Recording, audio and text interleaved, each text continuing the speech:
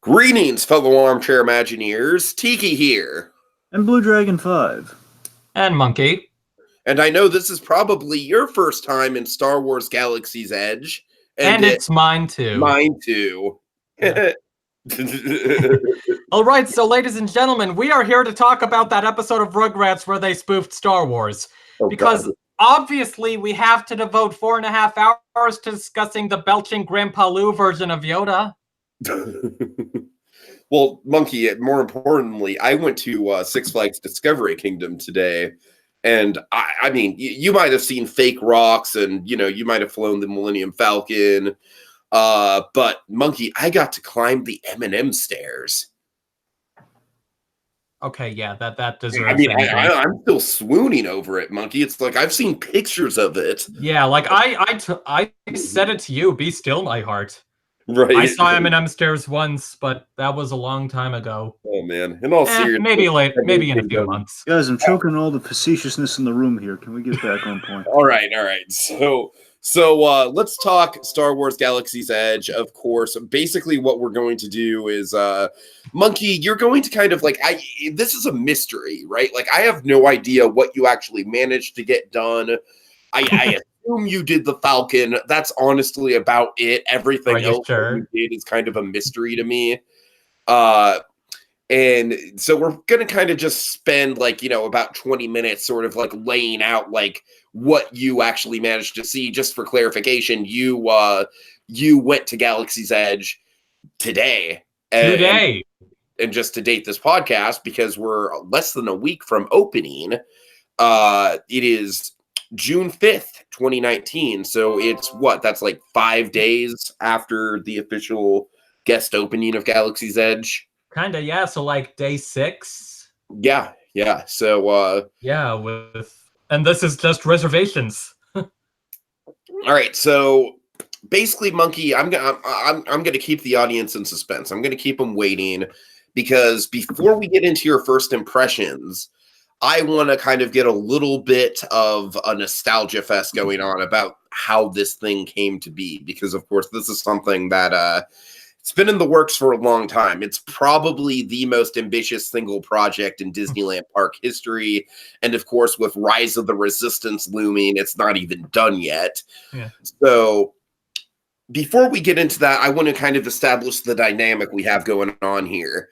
Monkey, who has actually been to the physical place, myself, who basically what my stance is I'm kind of somewhere in the middle. I have looked up all the information, but I haven't necessarily looked up all the video. I want to keep some elements unspoiled, like like the build your own lightsaber and the actual POV of the Millennium Falcon. So I know about generally most of the stuff, but I'm a little clean on it. And Dragon, I have a special role for you, all right? I'm all of Twitter.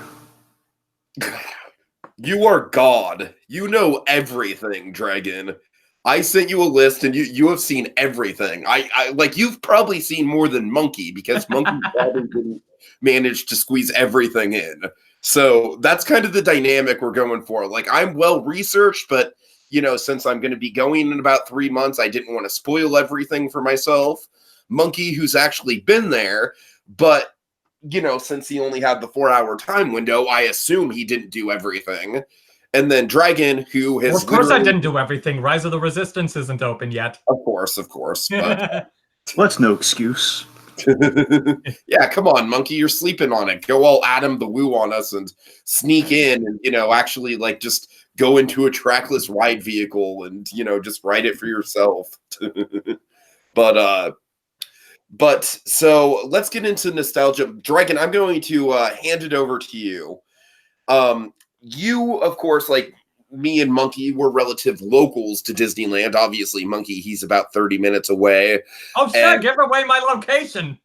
Well, I'm sorry. I'm just... Okay, it's good. I mean, at least it didn't say where specifically. No, I'm not saying where specifically. P.O. Box XX5. No, I'm just kidding. I'm just giving context, and then I'm about 8 hours away, but I fly down maybe 2-3 times a year, and so so suffice to say, ironically enough, Monkey, very interestingly, the first time that you and I met in real life, we Star Wars Land was just breaking ground. They had closed the Disneyland Railroad.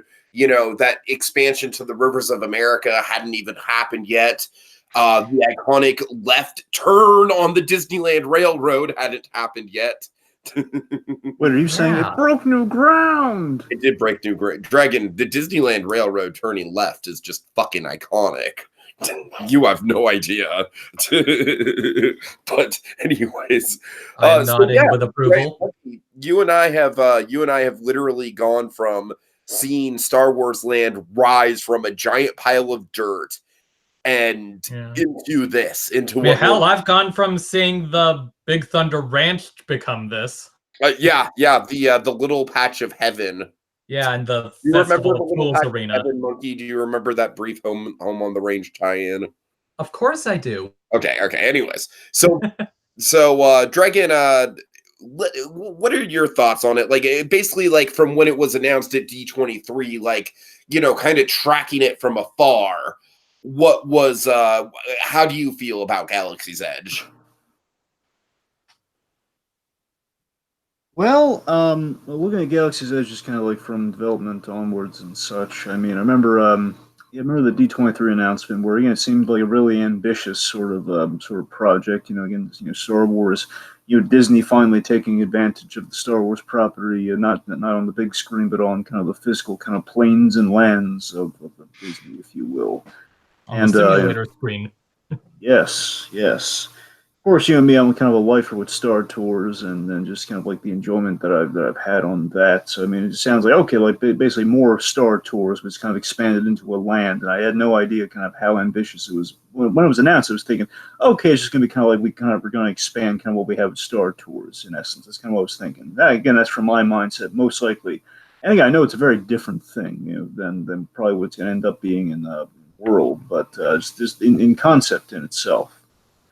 Just, again, I thought it was going to be like, okay, we're just going to expand kind of like the Star Wars sections of a park that we would have. But, especially like after Star Wars Celebration, getting a few more details that, oh my God, no, they're really going for something truly ambitious here. They're going for interactivity. They're going for, kind of original, well, no, I shouldn't say original characters, but I should say kind of they're digging deep and bringing characters back, both kind of nostalgic and really, really obscure. I'm talking like kind of like Clone Wars characters, and we're going to really. I remember when it was first announced, I could have sworn it was like we were going to be. It was questionable like where exactly are we going to be? Is it going to be like Maz Kanata's place? Is it going to be like is it going to be the is it going to be the new trilogy? Is it going to be kind of like the classic Star Wars? There are a few questions at the start. For a long time, there was a rumor, like way before even Star Wars Land, that Monkey, do you remember this? That they were going to rip out the subs and Autopia and put in an Endor speeder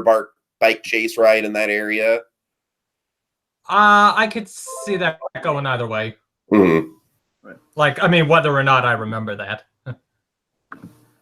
Point being, but yeah, that location definitely sounds familiar as a rumored spot. Right. Point being, there was a little uncertainty. The little motorboats, Dragon. I'm sorry, I don't mean to interrupt you, but I'm interrupting you for a Freakazoid reference. The little motorboats are right in that area. Of course, they're not there anymore. Tiki. The little motorboats! No! Not the motorboats to Gummy Glen! Oh, God. All right. So, Dragon, I'm terribly sorry. Go ahead. Anyway, point being, there was some uncertainty when it was announced. And of course, I mean, like the main expectation I had, very simple expectation. Okay, we're gonna have probably like a new cantina, and we're gonna have a Millennium Falcon, and better than that, of course, we get some ride information. Okay, we're gonna have a ride on the Millennium Falcon. That's awesome already. Again, it's gonna be kind of like almost like a 2-star tour for the price of one sort of deal. Again, I know it's a little bit more now, but that's just when it was first announced. And then basically so Star Wars Celebration is going to give us some more details, giving us basically kind of an example of what the rides are exactly going to be, and just kind of the interactivity, again, the Holdo, not Holdo, the Hondo Onaka character, Jim Cummings, the animatronic, all that sort of stuff. kind of seeing that in practice, kind of getting a little sampling of that at that Star Wars Celebration. That's pretty much the last time I majorly checked in with Galaxy's Edge. And anything beyond that was probably just like kind of the promotional images of the Falcon and the other ships, kind of like going into the spaceport, as it were. And right. Yeah.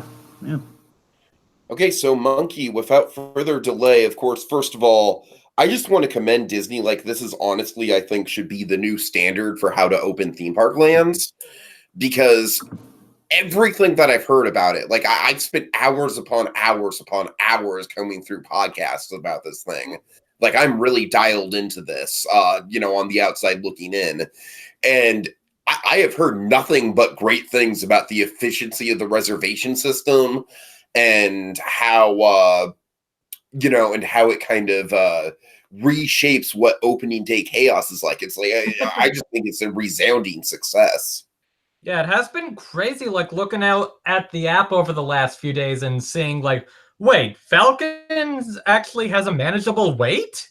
Yeah. And the parks seem to be pretty low crowds anyway lately. I mean, I gotta be honest with you, some of the wait times that I've seen for Falcon are less than I would like them to be, because Falcon has such a good queue that I don't want to rush through it. Like, honestly, with Falcon, I'd be genuinely disappointed if I didn't spend, less than a half hour in that damn queue. Yeah, like, there were times today where, like, I would have been breezing through the Falcon queue if I wasn't behind some other group. So, all right. So, Monkey, let's get into it. Let's just dive right into it. Yeah, just kind of throwing it out there. It was sort of funny. I remember there was a point, like, before they actually announced it, where, because this was, a Star Wars land or new Star Wars stuff, whatever, was such a persistent rumor and whatnot, that I'm like, my God, Disney, just admit it already. Right. Oh, okay, you finally admitted it. Okay, here we go. No, I hear you. I remember that time as well. Yeah, like, yeah. So was this for my overall thesis or whatever? No, just dive right into the trip report, and then we'll just get your thoughts as we go. Okay, I mean, because I do, just for anyone who's not super spoiler crazy, just want to give my by all means. My spoiler-free overall thesis is that I do have a couple concerns, but nevertheless, it is an impressive piece of work. Okay. By the way, we just want to welcome some people to the chat. Of course, we got Donovan Martin, and we have Nerd Thanos fan. Hey, Nerd Thanos fan. Nice to see you. He says he can't wait for a Marvel land, and I'd second that. Opinion. Yeah, looking forward to that as well. Of course, Marvel Land probably not going to be as ambitious as this. That's kind of like a weird. I don't know. It's interesting with Marvel Land because I feel like the inevitable second phase Avengers ride is going to maybe rival this, but definitely not the weird Spider-Man shooter ride we've been hearing about, if that is indeed the case. Anyways.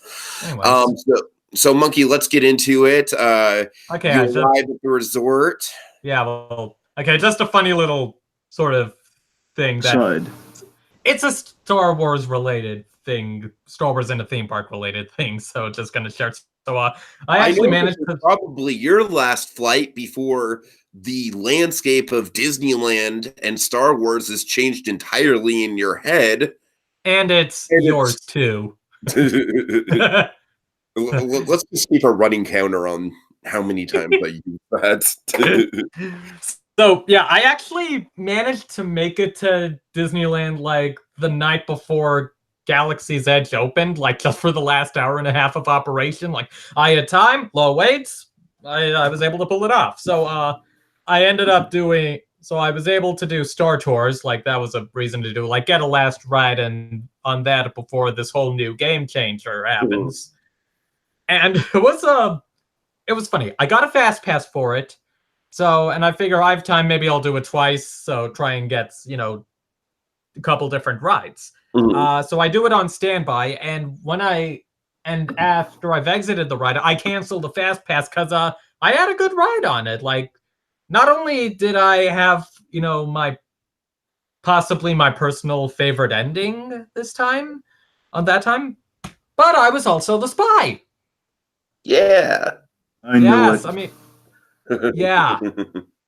It's like, okay, I don't want to risk that not being the last time before Exactly. visiting Galaxy's Edge, so gonna take what I got and whoop. All right. Okay, so let's get into it.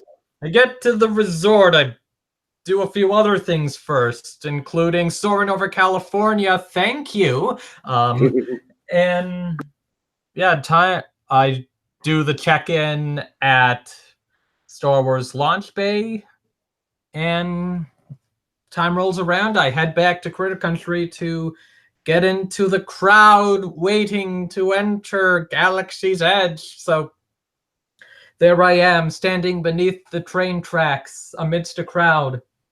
And eventually the crowd starts to move, and we move towards this land. But at first it's like, just kind of going through a forest, and yeah, we're probably going to get spoilery from here on out, by the way, ladies and gentlemen. All right, welcome. spoilers aplenty, folks. Yeah. So yeah, we're going to this forest and kind of seeing bits of the city off in the distance. It feels like I'm walking towards Expedition Everest or something. Yeah, right. And yeah, I see a couple ships, and I pass by where the Resistance entrance is going to be, and I see Rey near there. And then we're like coming up to the town. And it's at this point it's like, okay, so I'm going where for what now? Is a way to the cantina line?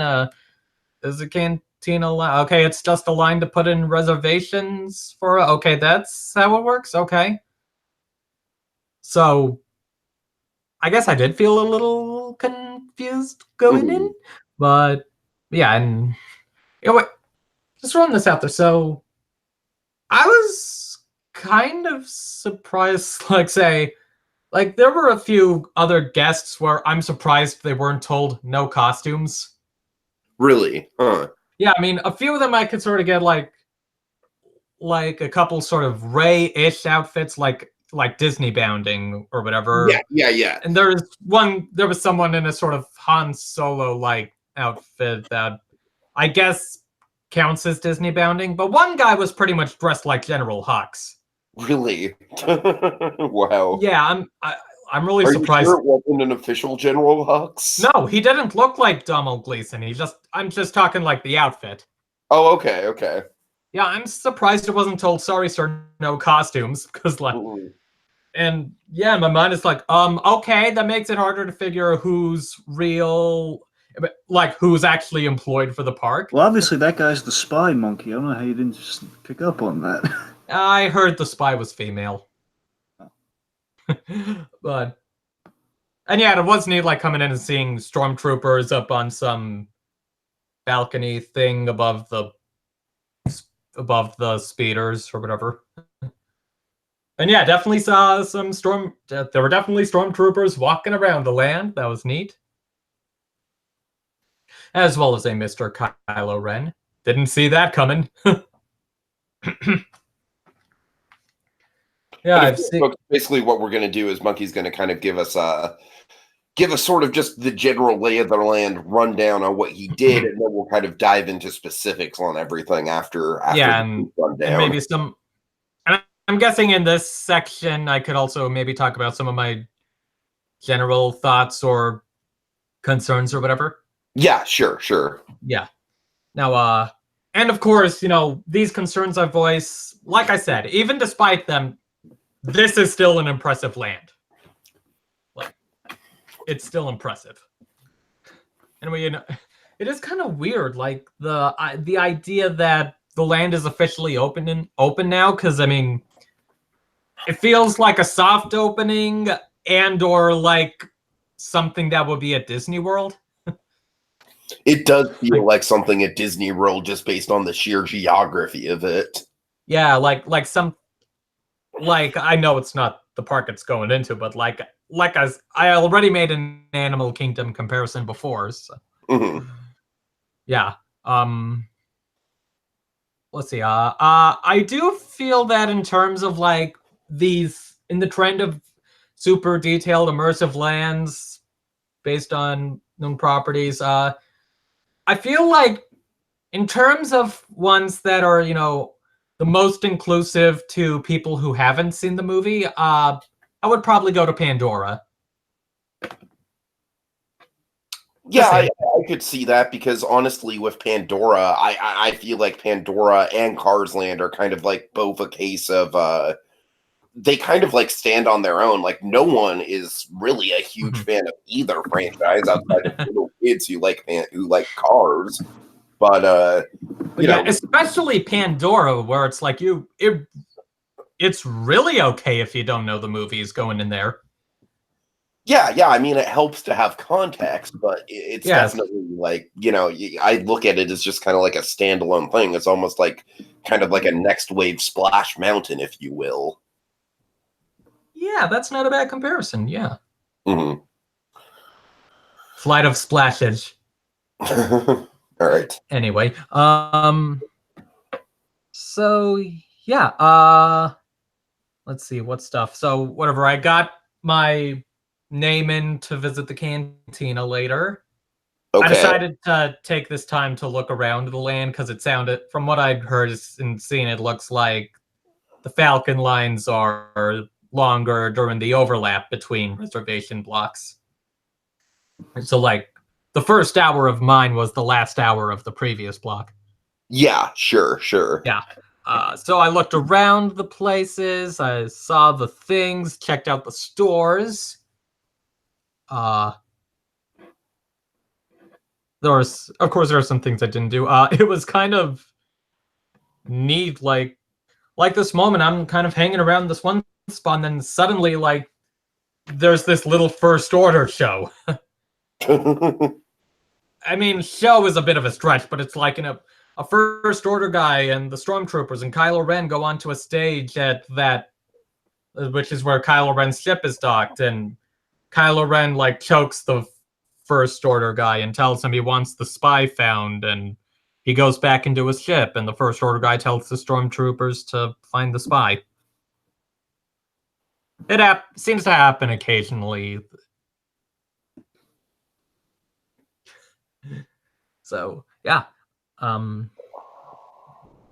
Let's see. Just looking at my notes. So yeah, this land, it is immersive and detailed. It does feel like you're in a city. And yeah, for the most part, you can't see stuff from outside of the park. And the few things that you can see, it's stuff that you could argue would blend in. Like, there's a spot, or like say around that stage area, there's a spot where you can see Big Thunder poking out. But I mean, look at this image. You got mountainy stuff around there anyway. And I didn't know any better. That spire back in the distance could be Big Thunder. Yeah. Yeah, and there's... Okay, this comes in, like... It's part of the Falcon experience, but it fits into this topic. Like, there's a spot in the Falcon queue where you can definitely see Thunder, and in the background, you can see Mission Breakout. So it's like, well, this might be the most brilliant use of outside scenery being visible, because like, what is it? More rocky spires and more space age and more intergalactic architecture. That's very true. It's Marvel meets Star Wars. How can it get any better? Yeah. On the other hand, that's not quite... You can't quite make that much of an excuse for seeing the Fantasyland Theater canopy, but oh well. I get it. That's only... It's only just from that spot in the Millennium queue. Yeah.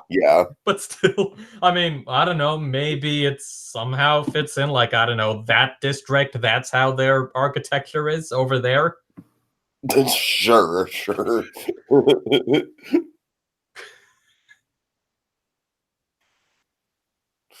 Right. So you're walking around, you're visiting the shops. Of course, we'll get into more detail on that as we go on. Yeah.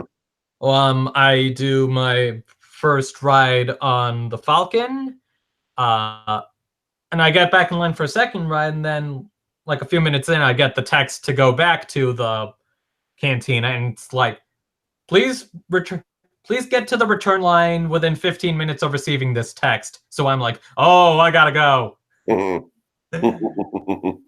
Yeah.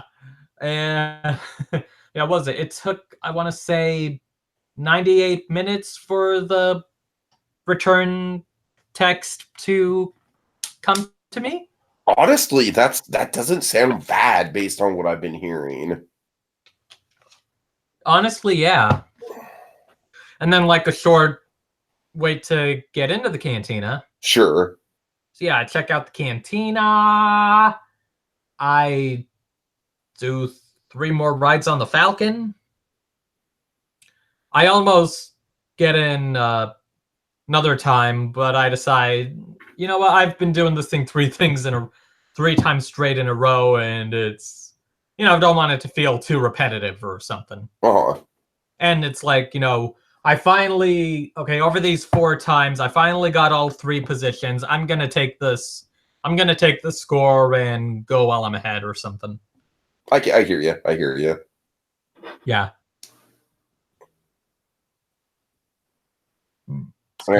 That's about it. I think so. So just, I know you're not a foodie, but no blue milk? No. Really? I'm not a milk guy? I'm not a milk guy either, but yeah, whatever. Yeah. You're weird. Yeah, I just find it so amusing how, like, this, in the Disneyland map, it says, you know, get the blue milk that Luke Skywalker famously drank. That Luke, oh god. Yeah, it literally says, like, that Luke Skywalker famously drank. You know, and he also drank the green stuff. Oh, I think they also served green stuff. Try the green stuff. It's delicious. Don't believe me? Ask the dishes. Okay, so let's get into it, Monkey. Of course, you transition us really well with Smuggler's Run. Now, because you did it 3 times in a row, I think you enjoyed it. Well, yeah. Well, also, I want to, you know, do it as much as I can while I have the opportunity. Of course. And, you know, get as and I was also like trying to get all the positions. So yeah, Falcon. It is a neat attraction. Like, I wouldn't. I'd probably rank it below Flight of Passage, and maybe I may have an issue or 2 with how the screen or whatever is, with how the video is presented. But hey, I mean, it's still a neat thing. Like, the queue seems to be pretty efficient, and yeah, people who have wanted to, you know, go in the Millennium Falcon and fly it, yeah, this'll definitely satisfy them. Which, according to Nerd Thanos, is exactly what he wants to do. He wants to really wants to fly the Millennium Falcon. Yeah, I mean, okay, you have a 2 out of 6 chance of getting the pilot position, but whatever, you're in the cockpit. So you have a position in the cockpit. You get to go inside the Millennium Falcon. It is neat. Okay, so just setting the stage here. Of course, we have the giant, you know, the life-size Millennium Falcon parked out front. And Monkey, what's the queue like exactly? Like what do you like? Are you like walking around a bunch of fake rocks before you get into the building, or what? Not exactly. I mean, do you see? It's like behind the tree in this picture next to the Falcon. There are some like red lights. Oh yeah. That's the entrance. Gotcha. Okay. Yeah. Also, this ride has a single rider option, but I didn't do it because it skips the pre-show. And the pre-show seems really good. Yeah. Like, we'll get to the pre-show, I'm sure. Oh yeah. So, okay, so basically, so you go in there, like in this little setting, or what? Oh, what? Is it a cavernous setting or what? Like, is it like Flight of Passage where it transitions? I'm not sure about that. It's like, so it's like you kind of walk you walk behind the Falcon, and you go inside the rockwork. So it's like if there was this whole shipping place, the smuggler's place inside the mountains. Okay. Yeah. Like if you had, and there's also some windows in there that look out. So you can look out the windows and see the land and the Falcon. And see like all the details on the roof of the Falcon. Yes. That's super cool. Yeah. So like if you're on the ground, you can see people in the windows up above. Right. Yeah, you go behind the Falcon, you go inside, you go through some workshop place where there's a ship that's in there, and occasionally parts of it move like they're being tested. Mm-hmm. So yay, it's not just a static prop. Lovely touch. There's also some funny banter between these. Like, you don't see them, but you hear some funny banter between these two employees. Like Gar and Alta, I think, are the names. And I think one of my favorite bits of them was like where Gar is saying he wants to fly the Falcon, and when he's told that the other guy says that not just anyone can do it, like Gar responds, I saw some little 8-year-old girl, like they let her go in. Nice. That's awesome. I'm not sure if it's just because I've recently discovered his involvement in Star Wars, but I'm pretty sure Gar, I seriously think it might be Ben Schwartz. Okay. So neat. Yes, and this workshop is just you're going up these ramps to get to the second story. You're on the mezzanine that with the windows overlooking the Falcon and the Fantasyland Theater. Then you merge and you're just in this little chamber and from here on out especially it gets efficient. Mm-hmm. Like you're in the chamber before the pre-show, and then you go into the pre-show room with Hondo, who might be the best animatronic I've seen. He's really wonderfully performed. Like at the very least top 2. I really like this character. Yeah. He has a nice performance. I think my favorite bit of his performance is Chewbacca, my fine furry friend. Okay, slight tangent, but I think it's kind of funny. So I'm wondering, okay, so which Jim Cummings character does this most sound like? And I landed on the chef character from Curious George. Oh, man. So, which just led to the wonderful mental image of an animatronic of that chef character up on the balcony instead of Hondo. That's a welcome, come in. I can go even deeper. All right, so it reminded me a little bit of his character from the Madagascar Christmas special, one of the reindeer. Oh God! Oh yeah, that is arguably a deeper cut. Well done, Dragon. Well done. It's not his first time as a reindeer. He also was a reindeer in Twice Upon a Christmas. Huh. Hey, whatever pays the bills. All right, so happy to play the part. So Hondo, set the stage. Do you see him? Is he a full body, pirate style, or do you see half his body? A full body. Well, at least full body. Maybe minus. He's kind of like Ben. I'd say he's like Ben Franklin. I've heard him described as a cross between Rocket and Ben Franklin. Kinda. I mean, I guess Rocket in that it's a more advanced figure, but Ben Franklin in that it looks like a full body, and he seems to, move around. Let's see him not much. More so, he's just kind of like he'll turn around. But nevertheless, it's more convincing than the Ben Franklin. Moves around too. Huh? Rocket kind of moves around too. Well, yeah, he definitely he covers more. Rocket covers more ground, but you don't see his bottom half. Right. Gotcha. Okay. Yeah. All right. Now, Monkey. I think there's something where you have to have Bluetooth activated or something like that. But I've heard that Hondo does. This is to my recollection, the only bit of the hyped up stuff about the land where it's oh, your performance on the Falcon ride follows you wherever you go. I heard that in the queue there's something where Hondo is like, oh, I've seen you before. I hope you do better on this flight than you did on the last run. Right, because I mean, most of the pre-show is the same, but like the main part of it. But the stuff he's saying when you come in, like I heard 2 variations of it. Okay.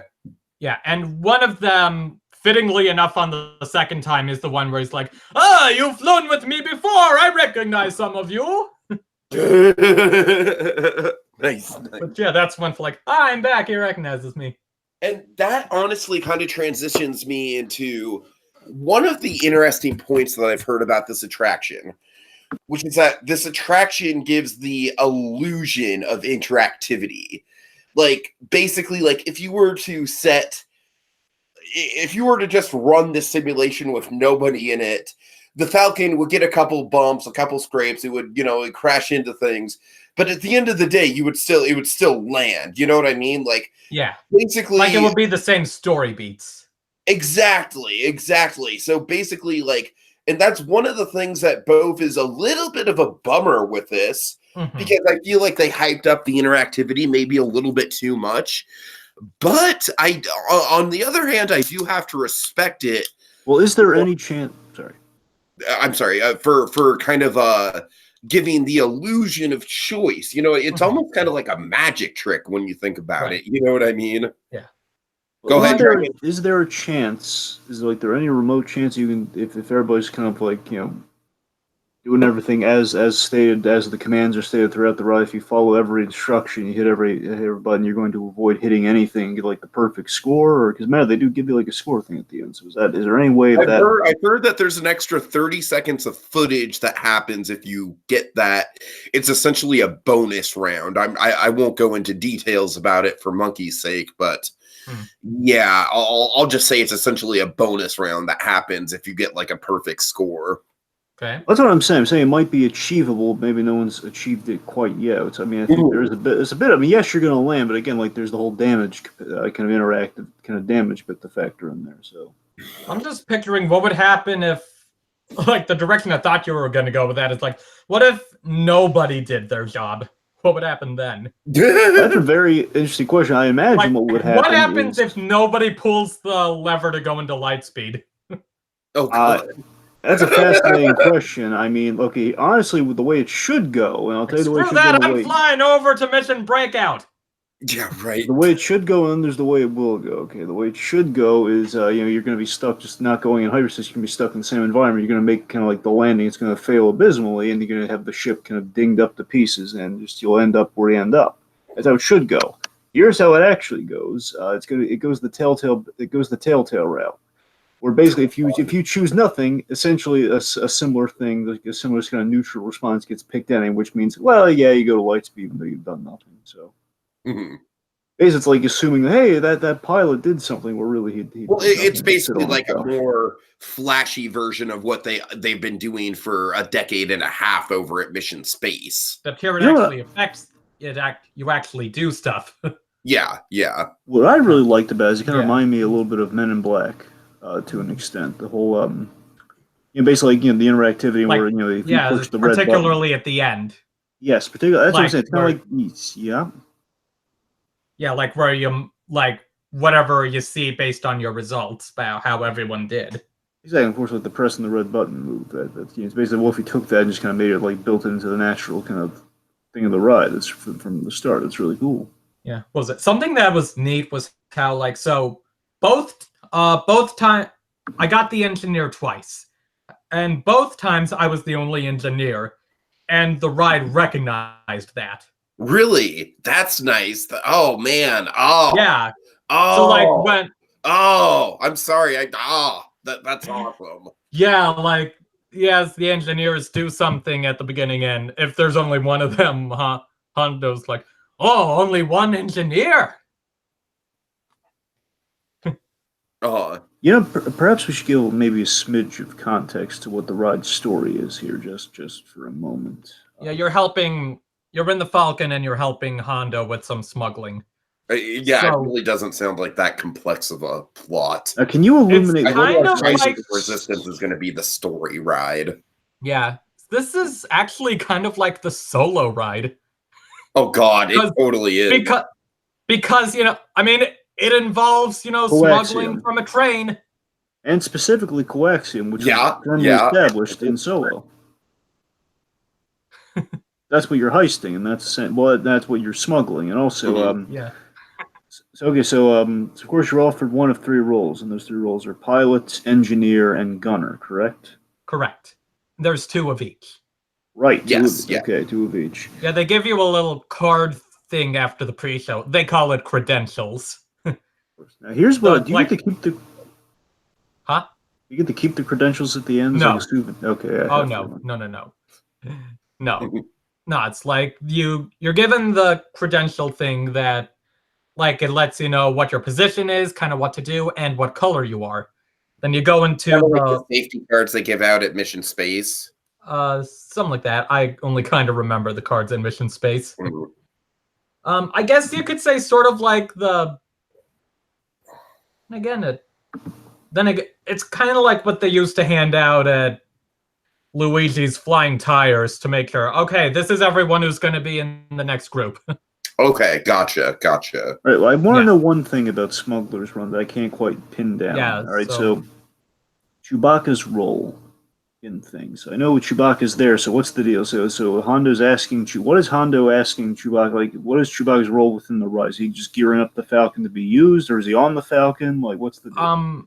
He brings in the Falcon so that it's like Chewbacca's doing a collaboration with Hondo, so that, like, what's a Hondo's like, it's win-win! You help the Resistance and I get to profit! So, like, you see him on the screen in the pre-show, you kind of hear him sometimes in the ride, and they mention him a couple times, like. Yeah. But yeah, so, and with the credentials, so after you get that, like, this great moment of Q ideas, like, you just go into the lounge of the Falcon and you wait in there for a few minutes. Not a long time, like, like I said, you go through there in a decent pace. Like, you get enough time to check out this lounge, but it's not so long that you get bored. Yeah. Did you play holographic chest? You can't play it from what I could tell, but you can definitely sit at the board. Can you look all sad and like about like, oh, but I lost Ben Kenobi. Well, I lost my whole planet, kid. How do you think I feel? But yeah, and then the cast member calls out, the team with the brown credentials. Whatever, like, pilots in the front, gunners in the middle, engineers in the back. Nice. Yeah, and then they take your credentials as you go down the hall to the room before the cockpit. There's a little video from Hondo, and you go into the cockpit for the ride. I do have one nitpick with it, just from the observer's point of view. I mean, I guess you can kind of facilitate this actually bothered you or not, Monkey, but it's the fact that you don't get to do any of the. I think there's one inaccuracy with the cockpit that kind of bugs me. Again, I see for practicality say they got rid of it, but I mean, the whole, like, you raise your arm up to kind of fiddle with some stuff at the top there, like to pull some levers and stuff. So that's not there, right? Nothing above your head, no. Yeah, I know they wanted to make it simpler. It's like, yeah, they're going really gangbusters for just getting everything as they're going verisimilitude all day long here with like how great things match up to like the Millennium Falcon exterior wise, and even in the interior. Again, with the interior, then we hit a few speed bumps, and again, that's kind of practicality versus like being authentic. So again, they're kind of trying to find a balance there. So I think they're trying to compensate, at least from what I could see. Was it out of the 3 positions? I'd say like, pilot is at least the coolest in theory. Like, you're up front at the window and, you're the pilot. Gunner was my least favorite. Engineer may have been my favorite. I totally see Engineer being my favorite as well, based on Engineer feels like it's the most gamey in a good way. Yeah, like, just like the lit up buttons or switches, get those. Right. Like, it basically feels like a game of Simon Says or something like that. Kinda. Okay, two things. I mean, I know it's not the exact same theory as Simon says, but it's like, basically like, touch the lit up buttons in a correct sequence. Well, not in sequence, just whatever's lit up. Okay. So. Two things. One, do you actually get to steer the Millennium Falcon, or are you just pushing buttons when you're the pilot? I believe you actually steer. I mean, the general path. I but... know the answer to this. There's two sides. Yeah, if you're on the left, you move it left or right. If you're on up and down. Yeah. The one time I did it, I was on the right. Okay. I think the person on the left may have been. Right? I feel like the person on the left may have been busier, but the person on the right gets to do light speed. Okay. You know how I originally what I imagined when I heard like the three roles within the ride. You know how I thought it was going to go. I was going to go that you assign your roles. When they have like the cast member gives you the card or the thing. And I thought it was going to be like you're going to go like the three different sections of the ride, basically because again they're all in the same area here for convenience's sake. That does sound like a familiar theory. That's what I assumed. Like you're going to have like two people go to the pilot's room, like two people go to the engine room, and two people go to like the back, where it's like when they climb, like don't get cocky. Yeah, yeah, right. That whole thing. It's I didn't imagine it climb down or anything, but basically be in a different section. But I mean, I'm sure they just did that to make as good of use of space as they could. Well, sure, in the one screen, certainly. Yeah, of course. Right. Now, I want to talk about the screen because it's really interesting. Monkey, this is going to this is going to kind of like sort of subvert your expectations of what my reaction to it would be. Okay. Now, of course, famously, I dislike Soarin' just as a general concept because I strongly feel that unless you're in the middle row on Soarin', it's honestly not worth waiting in line for or even really wasting a fast pass on, in my humble opinion. But with the Falcon, what I dig about it is that unlike Soarin', where there's no realistic context to like, okay, if you're unlucky and you get like a far corner seat, you're going to be fucking staring at just as much walls as you are screen. In the Falcon, it makes sense that if you're in the back, you get a more obstructed view. And I love that it kind of adds to the realism of it. Now, from a practicality standpoint, do I want to get the best view of the screen possible? I mean, sure. But honestly, I feel like that's part of the reason why being an engineer seems appealing to me, is that you're in the back and it feels like both more game centric and more kind of like a rush of like you don't know exactly what's going on. It's kind of like more exhilarating because you're not in control. You know what I mean? I hear you. Yeah, I can see that, and yeah, that's. Yeah, I guess a way it could be described is like, it's like the dome screens from Harry Potter and the Forbidden Journey, but you're in a little room inside them with a window to it. Gotcha. Yeah. Feelings on the ride. I do kind of feel this is one of those rides where it does feel a touch hindered in that it's like, wait, what's happening? Yeah, and especially because, and even further adding to that is how like, okay, I'm looking to the side to do these things with these buttons, and I look back, oh wait, what's happening now? And okay, that's happening now. Buttons all. Yeah, I've heard that as a complaint. There is a risk with this ride. I feel like that would add to the realism, but that's coming from someone who doesn't care as much about the simulator element and cares more about the immersive quality of it. Mm-hmm. I feel the risk that the ride's taking is basically the ambitious part of the whole thing. That all this seems really rewarding, seems a lot of fun, seems uber immersive, but with one defining flaw. This is not the lazy man's ride. This is not the guy looking for a good time who just wants to check out and just wants to, again, like Star Tours, that's perfect for everybody. Sure. And then you go in there, you have a seat, and it does the work for you, as most rides tend to do. And again, this is kind of a ride of a higher form to an extent, and that's I mean, of course, this is not the most excessive ride in Disneyland. That owner would go to Davy Crockett's Explorer canoe. Well, you see what I'm that's really not a lazy man's ride. Oh god, But yeah, I get what you're saying, Dragon. Oh god, I am just picturing the guide, leading you on the canoes being Hondo. Oh god. All right, I'm sorry. Jim Cummings just came to the park one day dressed as Hondo and did that. Oh man. Anyway, so yeah, I mean, all right, that about cover it.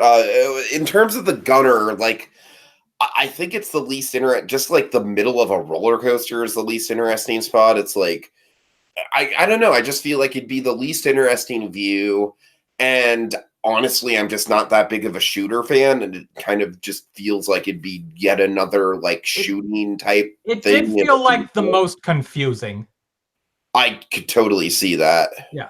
Although for what it's worth, when you're a gunner, they give you the option of, do you want to do the targeting yourself or do you want it to be automatic targeting? Oh, that's nice. That's nice. I went with automatic targeting, so I wonder if it's any more clear if you do it yourself. I gotta know one thing. Because I was pretty much just like pressing the button.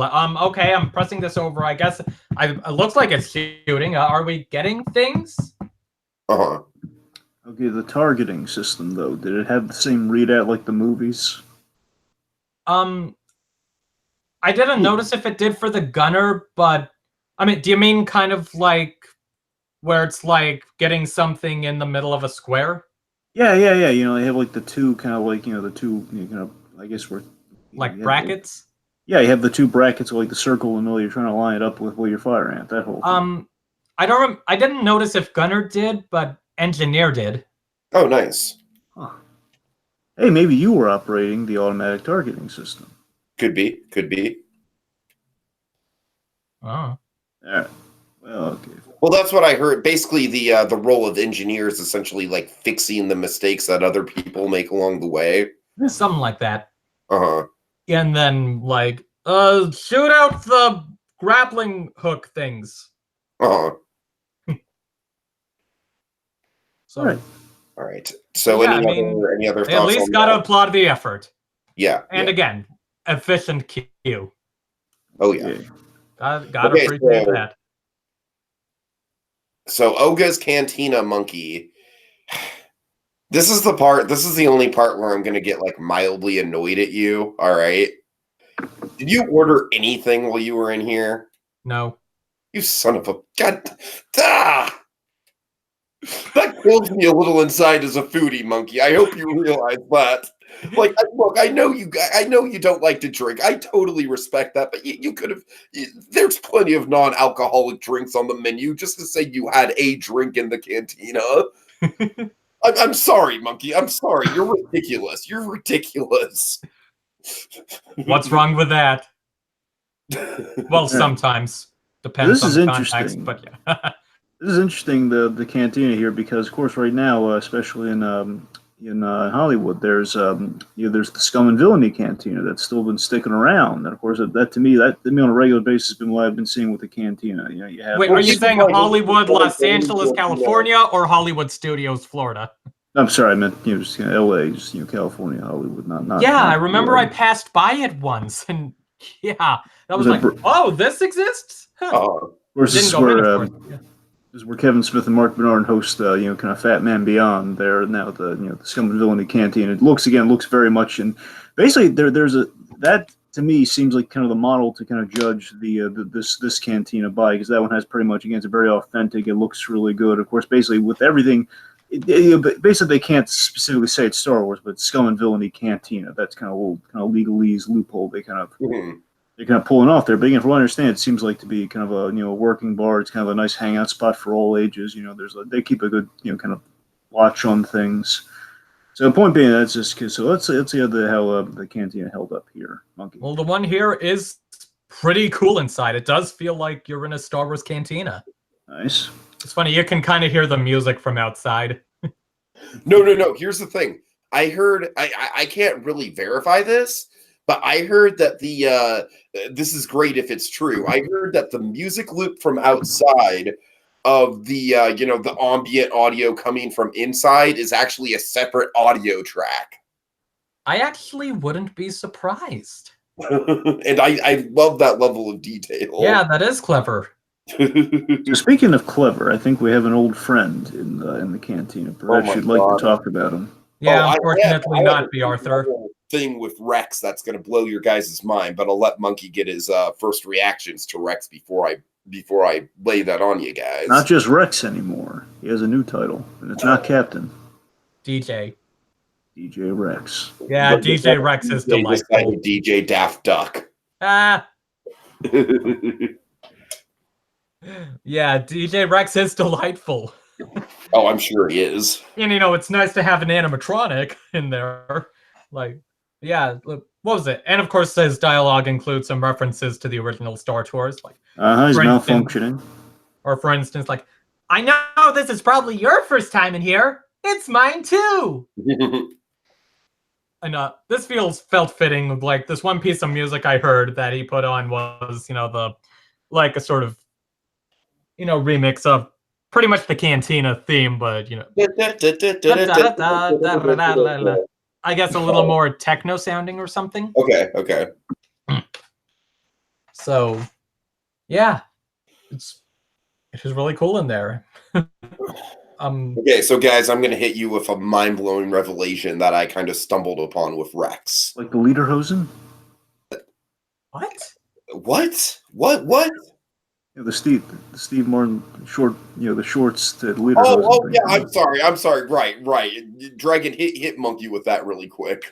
We rewatched the Muppet movie with kind of a fine-tooth comb recently, and we did notice kind of a bit of massive revelation of very minute detail. We noticed that the shorts that Steve Martin was wearing, that again, maybe it's just us being a little slow in the uptake, but for all these years, we kind of finally saw that, oh my God, he's wearing Lederhosen, that's why they're so short. And the funny thing is that all this time I thought that it was just like a quirky fashion choice that Steve Martin has, but really it's just like a uniform that he's forced to wear. Yep. All right. Okay. Okay, so basically, Monkey, have you heard about? Did you see the reboot, Monkey? Did you happen to be there during a reboot? Of what? Like the robot rebooting? Yes, when he's rebooting himself. Rex. No. Okay, so basically what happens is that I think his loop is maybe like 2 to 3 hours long or something like that. It's a long loop. Maybe, because I guess they only let you stay in there for 45 minutes. That's what I've heard. But it's a long loop, and anyways, basically at a certain point in the loop, he malfunctions and he powers down, right? And the bartender goes over to Rex, and as if Rex is just like a fucking hassle that's not like wake up, Jose. What? Wake up, Jose. Yes, but better, but more immersive. He's just like I said. It's as if the cast member treats Rex like a nuisance. He treats Rex like this stupid droid always malfunctioning on me, and so he basically like goes over, like bangs on Rex a couple times, powers Rex back up, and then that's when Rex says the whole line like, "I know this is probably your first time in here, and it's mine too." So basically what that means is that because Rex basically got his memory wiped, right? Like, so when C-3PO and R2-D2 did, yeah.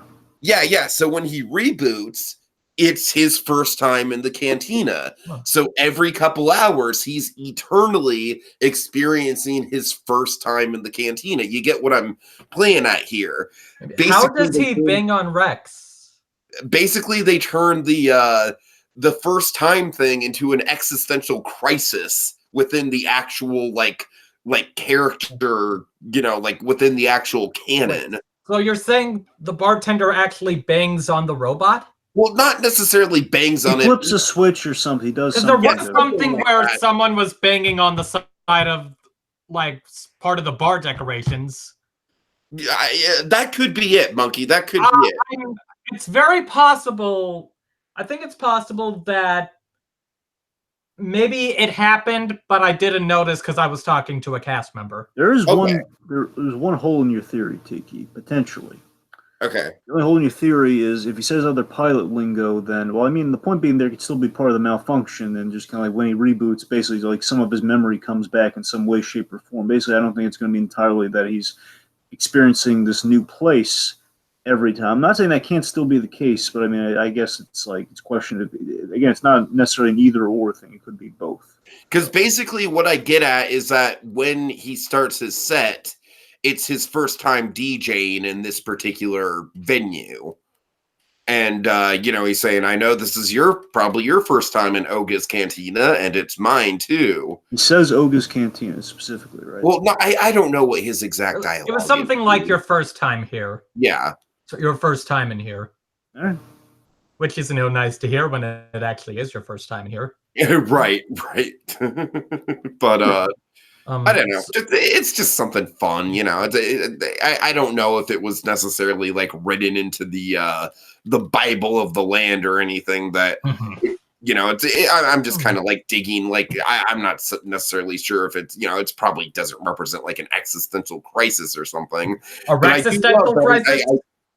But I do love that, Rex is just eternally stuck in first time mode. Just in some way, shape, or form, however deep you want to read into that. All right. Okay, so moving on, Monkey, you mentioned you visited the... I'm sorry, go ahead. Yeah, I had one important question I got to ask Monkey here about the cantina. I'm still bitter that he didn't order anything to drink. Anyways. Well, the point is I want to bring this up, and I might kind of be called crazy here, but, I looked with a fine-tooth comb over the cantina's menus and stuff, and the kind of drinks and stuff they offered, and they had like these collectible cups too, by which I heard like on like either day one or week one, or I guess wherever we're at now, I think like they're having an issue where like the collectible cups aren't really there, or at least they ran out fast. I don't know what's going on there, but my question is this.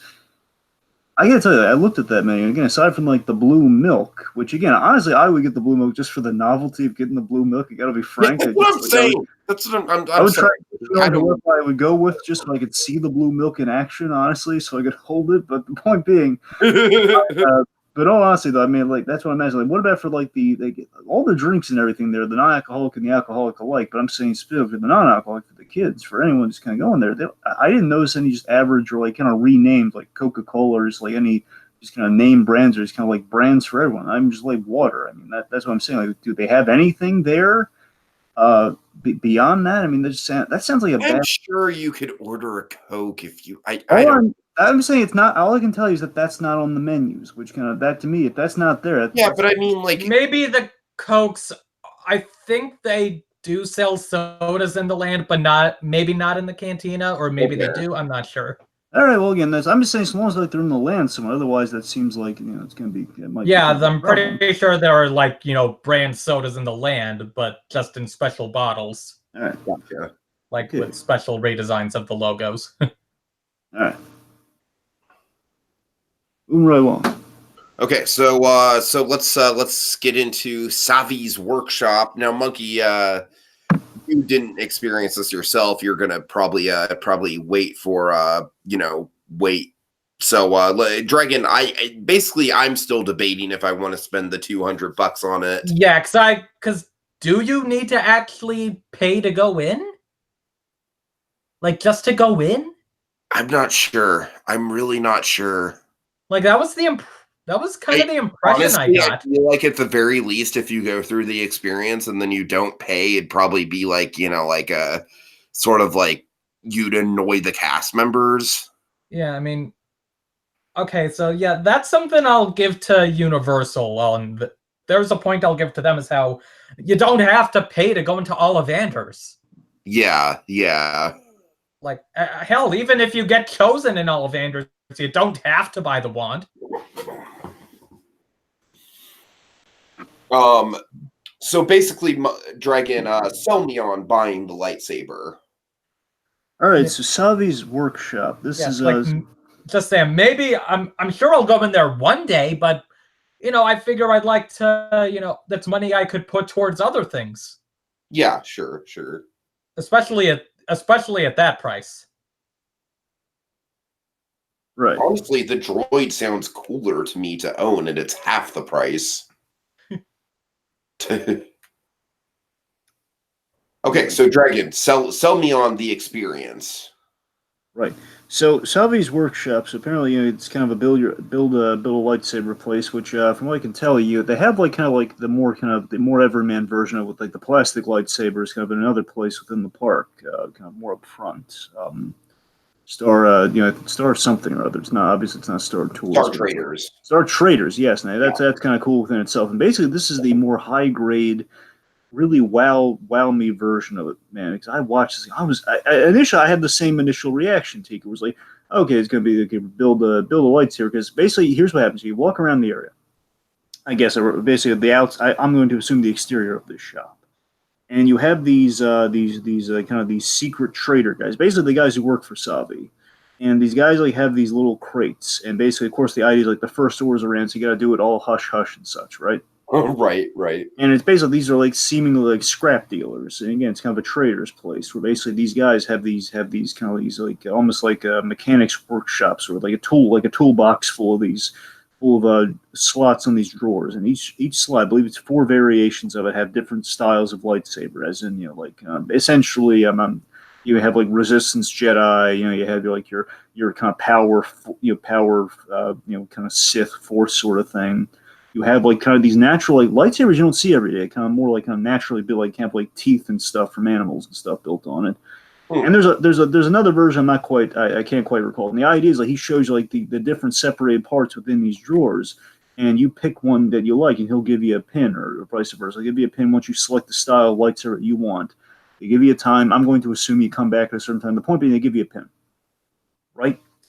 Give you a pin that basically reflects the style of lightsaber that you've elected to be your lightsaber. You go into Savi's place, and this is where really wow, because there's something, okay, yeah, you just get a lightsaber and you build. Basically, it's another version of the plastic lightsabers from that place earlier on, and it's okay, maybe it's a little bit more.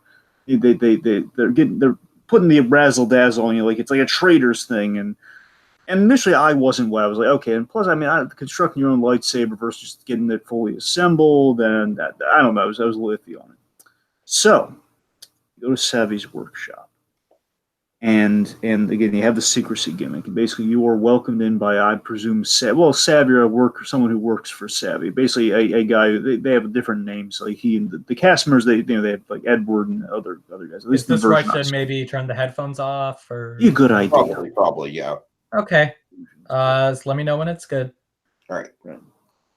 So anyway, so. Basically, you are basically this guy, whoever your main cast members, he gives you this history of the lightsaber, and the illustrious history of the lightsaber, and they walk you through. I'm talking the deep, fascinating roots of the lightsaber, man. Me as the gadget head that I am, is like, oh my god, they're really selling me on the mysticism of this all this here. But they tell you about the wonder of the kyber crystal, things I never really fully knew about the lightsaber. I know it has a kyber crystal, hence I've the original. Heard described as a religious experience or like a religious ceremony. It is, man. It feels like it basically goes over like like the history and like. So you're saying it's even more of a religious experience than the second Lion King trailer? Sure. Shots fired at John Campia. No, but in all seriousness, Tiki, it's like they walk you through what each kyber crystal and each color of the kyber crystal means and symbolizes, and also like the wielders of it. Like Luke Skywalker, the green is wielded by Master Yoda, and it's wielded by Qui-Gon Jinn, wielded by even Luke Skywalker. Yeah. Like the red, the Sith is power. Of course, we get the Mace Windu. There's like only Mace Windu has wielded this one. The point being, though, again, and like the set, like they bring the lights down, like the color of each stone, like is reflected on the ceiling and everything. They have like music playing in the background. Like you're basically you have like a building station, much like with the droid thing, pretty much. But again, it's a much more kind of an intimate thing, and then you construct the lightsaber. They have people helping you, kind of walking you through the process. I believe they give you like 2 crystals. I don't know if you're allowed to. You get to select which color crystal you want while you're there. You can only do that while you're there. And I believe they give you like an extra, anyway, point being, give you 2. So you build it. It's not just building the hilt. It's not just building like, kind of the handle of the lightsaber. You get they give you like, I have a few lightsabers myself. I have a few of these high priced, like replica lightsabers. They actually light up and they make the sounds and everything. I have I'm sorry, I shouldn't say I have a couple. I have the Darth Vader one.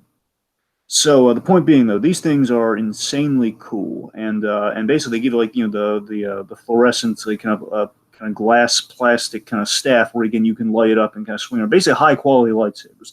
And what I found out that really blew my socks off even more so is the fact that these are metal. It's not a jip. It's not like you're in Disney and they overcharge. Like no, it basically is like one of these official lightsabers, but you got the one I have, but you got to put it together personally, like a real Jedi would, and even better. And usually they also kind of hike up the price. From I think the lightsabers actually go for depending on which one you get. Like Kylo Ren's obviously going to cost you an arm and a leg. But basically it's would cost you around a ballpark 100 if you're very very lucky, 150 most typically. And again, the 200 really comes in because they give you this really because they want you to hide it from the First Order because again it's all secrecy and stuff, and you don't want the First Order catching this because again they'll harass you and all sorts of stuff.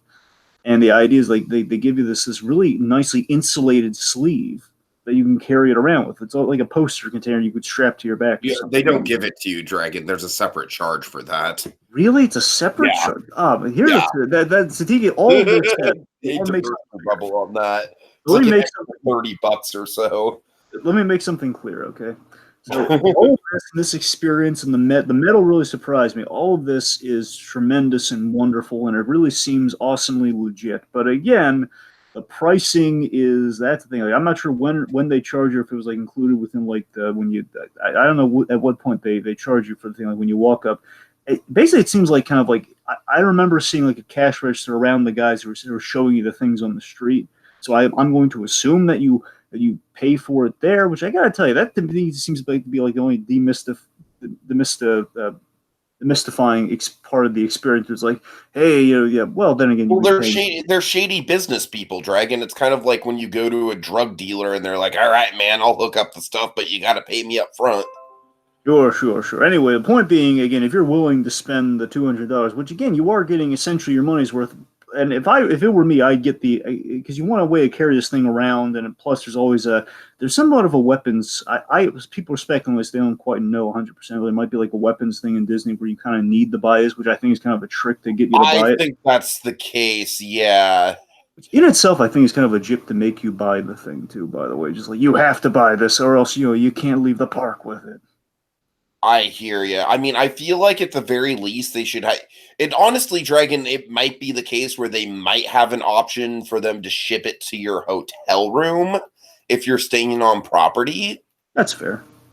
Well, regardless, the point being, if it's kind of, I'm not sure if they have that or not. I'm just saying, realistically, that'd be feasible. Well, I got to be honest. If it were me, I'd want to get that sleeve because it looks really cool. It's kind of specialized. It would be a way to kind of hold the lightsaber upright. But I mean, personally, it's again, $200 already is again, you're paying a little extra than what you. Oh no, to be fair, the price point is included in the $200. Basically, the lightsaber is something like $150, and then the kilt is $30, and then tax is about $20. So it all adds up to about $200. Okay, well that's a lot better than what I was saying. Point being, so now you can make it sound like we're tacking that onto the $200. No. It's part of the $200 charge. Okay, well what I'm getting at is, in retrospect, again, it is pricey, and I make no bones about it. But again, you are getting quality that you were able to construct with the experience. So I mean, all in all, again, I don't agree with paying that much for a lightsaber. By the same token, though, given what you are getting for the experience, at least what I can see in kind of the POV videos and kind of the experience itself,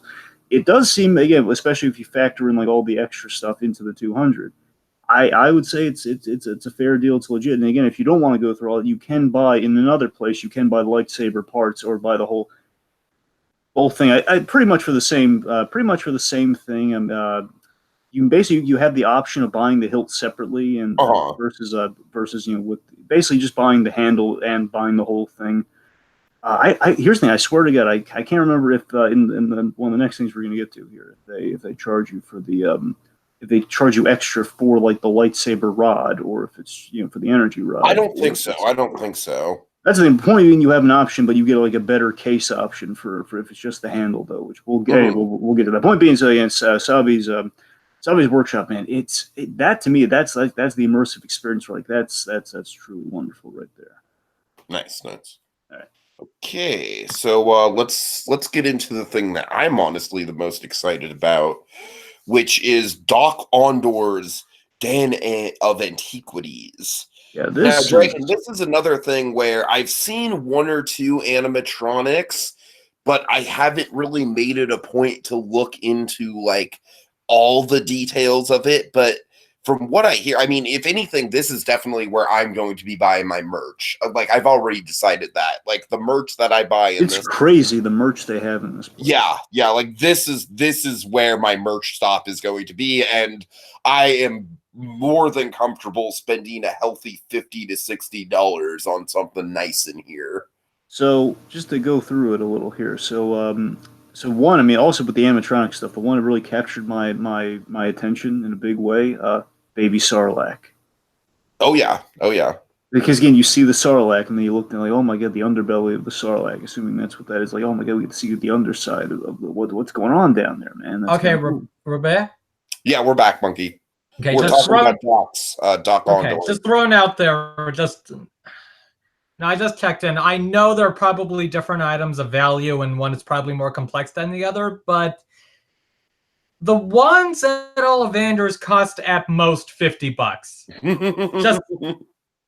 Just saying, you see, like, if you just take a quick glance and it's like, let's see, cumbersome lightsaber for $215, I mean credits, or a stick that costs $50.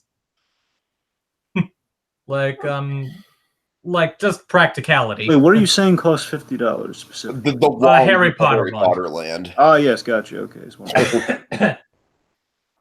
That's if it's interactive. Non-interactive ones are a little less. So basically, like everything's here because one, you have like the fully constructed iconic lightsabers. They're all there. Yeah, like I said, I admit that there's certainly there's sure to be some difference in the value of them. Which, I mean, regardless, I just want to talk about them for a quick second. I love that they also come in these really fancy, cool-looking boxes too. Like, if you just get like the handle and they put it in there, it looks really cool and really nice. Like, oh my goodness, they captured that. Wonderful looking. So it sounded like you guys were talking about docks. Yeah, docks. Yeah. Yeah, of the stores I saw, that one was my favorite. Oh, I'm sure. Yeah. And a lot of it having to do with Doc. Okay, now, what do you see of Doc himself? Is he an animatronic?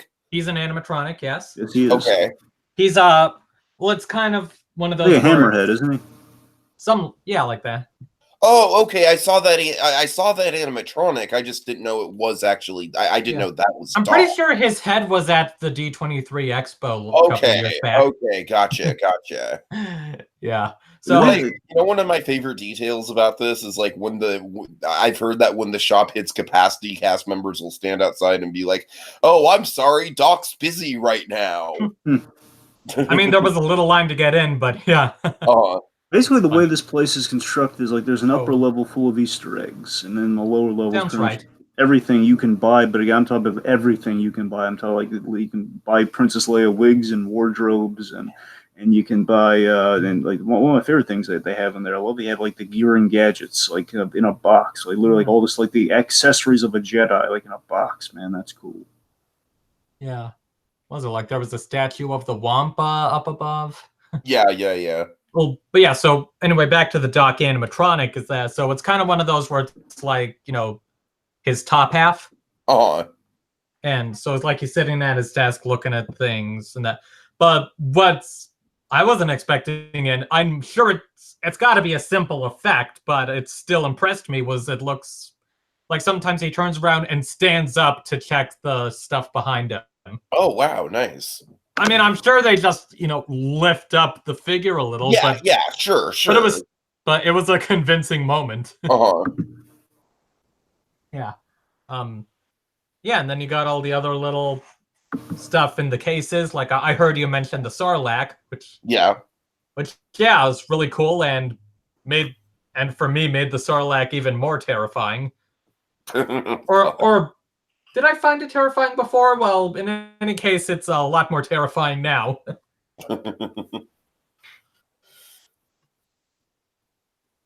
Yeah, and this is like I was telling Dragon. This is definitely going to be I am fully committed to buying an expensive piece of merch. Like nothing that reaches the $100 point or anything, but I want something nice from here. I want a nice keepsake from here.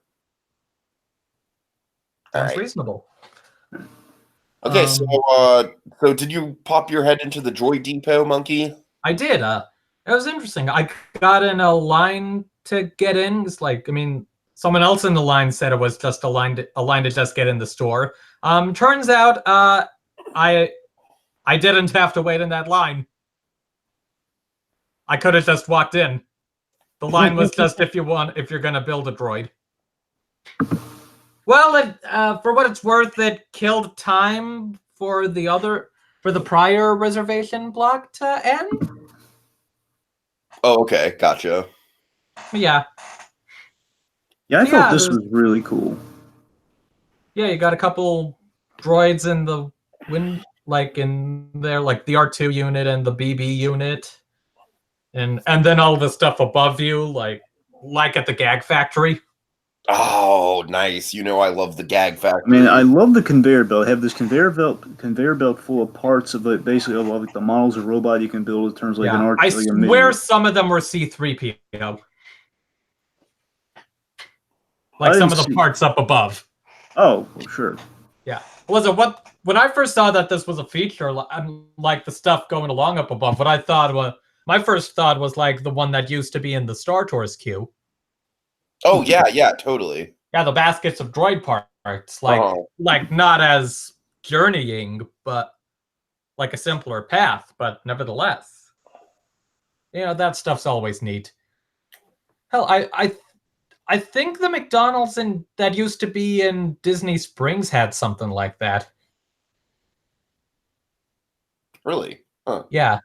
Or I remember some old Navy in San Francisco that had like blimps flying around. So while this one didn't quite have the ambiance of the workshop, this one though does have like the hands-on practicality. I mean, you feel like you're doing something really cool. I mean, it's gonna again like the kind of. I've heard that like basically like the cast members there to he'll like scold you if you mess up. Like, what are you doing? You can't put the head of a BB unit on an R2 body. I didn't see that firsthand though. I didn't see that. But basically what I'm saying is that it's kind of like, it sounds like it's trial and error in a good way. Sure. But yeah, I mean, I love how you see have like it's all in the conveyor belt there, and basically they walk you through the construction process, and it's a really again, it's a really high end sort of construction. Like I saw like I saw a few BB-8 units kind of constructed, and they actually allow you to use like kind of this power drill, like maybe not drill, but I mean, it kind of basically kind of a power screwdriver. And from above that you grab, it's really cool. Oh, really? And again, and they have like this chip mechanism built into it. That's the thing. It's really exciting because they basically put in this box. Essentially, kind of gets the internal. I think what's actually doing is basically it's powering up like the the motor that kind of moves BB-8 around like in the bottom part of them. But basically, it's like this whole ceremony. You push the button, and basically, you kind of tell them to activate, and it's kind of a ceremony of it all there. And then basically, they do sell like a chip that you can put in there, so you can communicate with other BB units and do all sorts of stuff. They give you like a really cool looking box to put them in too. Dude, some of the interactivity with this merch is just like off the charts. Like, I saw a video that Jenny Nicholson made where she had a porg because, of course, Jenny Nicholson loves porgs, and dude, the porg like literally like gets emotional if you don't pay it enough attention, even when you bring it home. I mean, it's just like it's crazy. It's like Disney has perfected the art of like what like a Furby or something. Yeah, exactly. That's what I'm saying. It sounds like a more high tech, more likable version of a Furby. Well, like I saw a cast member or two with a porg. I assumed it was a puppet. No, Jenny Nicholson definitely had one. Huh. Yeah, that's what I'm saying. I love like they're getting like the finer details in these things. Like again, like just the fact that you put they put the chip, they put like a chip inside the droid that you've built there. Again, there's little details. It's like also stuff I would have dreamed of as a kid. Like, oh my god, putting the chip in the robot, bringing them to life. Like, oh goodness. So again, this really got my nostalgia flowing on this one. Like, oh man, to build an R2-D2 or to build like a BB-8. Oh goodness, that'd be. I didn't really get a look at this actual droid making, by the way. Oh, so sure. For what it's worth. I'm just saying again, I just love the fact that, like, you could actually, it's just, the thing we've seen so many times and so many other things, but you could actually, like a conveyor belt going down there, you could like pick the parts up, you could assemble it. Oh man, it's so, all right, I'm geeking out right now. Point being, it's really cool. And they give you it's the interactive component with the box component. Just again, it seems like a really, here's the thing, again, it has a little bit more style. I mean, it may not have like kind of the ambiance, but it definitely has like the style going for it, man. It's just cool. 8 levels are cool. Yeah. All right. Yeah. Okay, so Monkey, did you hop into either of the restaurants? Something like that, yeah. Okay. Yeah, like one was inside. The inside one I got a brief peek at. Didn't look like there was a ton. That one was Ronto's, right? I think I'm not sure. I think Ronto's might have been different. Was it the one with the pod racer that was turned into a grill at the entrance? It's right next to that, but well, I know that's Ronto's. The one with the pod racer is Ronto's. I'm positive it wasn't Ronto's. Okay. What was that? Okay, this one was Docking Bay 7 Food and Cargo, I guess. Right. And the reason I didn't bring this one up in the actual order of things is that to me, from what I can tell, there's not much to this. Yeah. To be honest, it kind of. Although it's kind of some kind of easy. You can kind of see the rocket that would be on top of it, or the ship that would be on top of it, in the top left of this picture here. Nice little touch. It's got some whatever stuff. The numbers on it are 77, 80, and 83. I get it.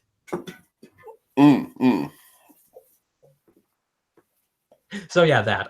But yeah, that stove thing, that stove set piece, that's great.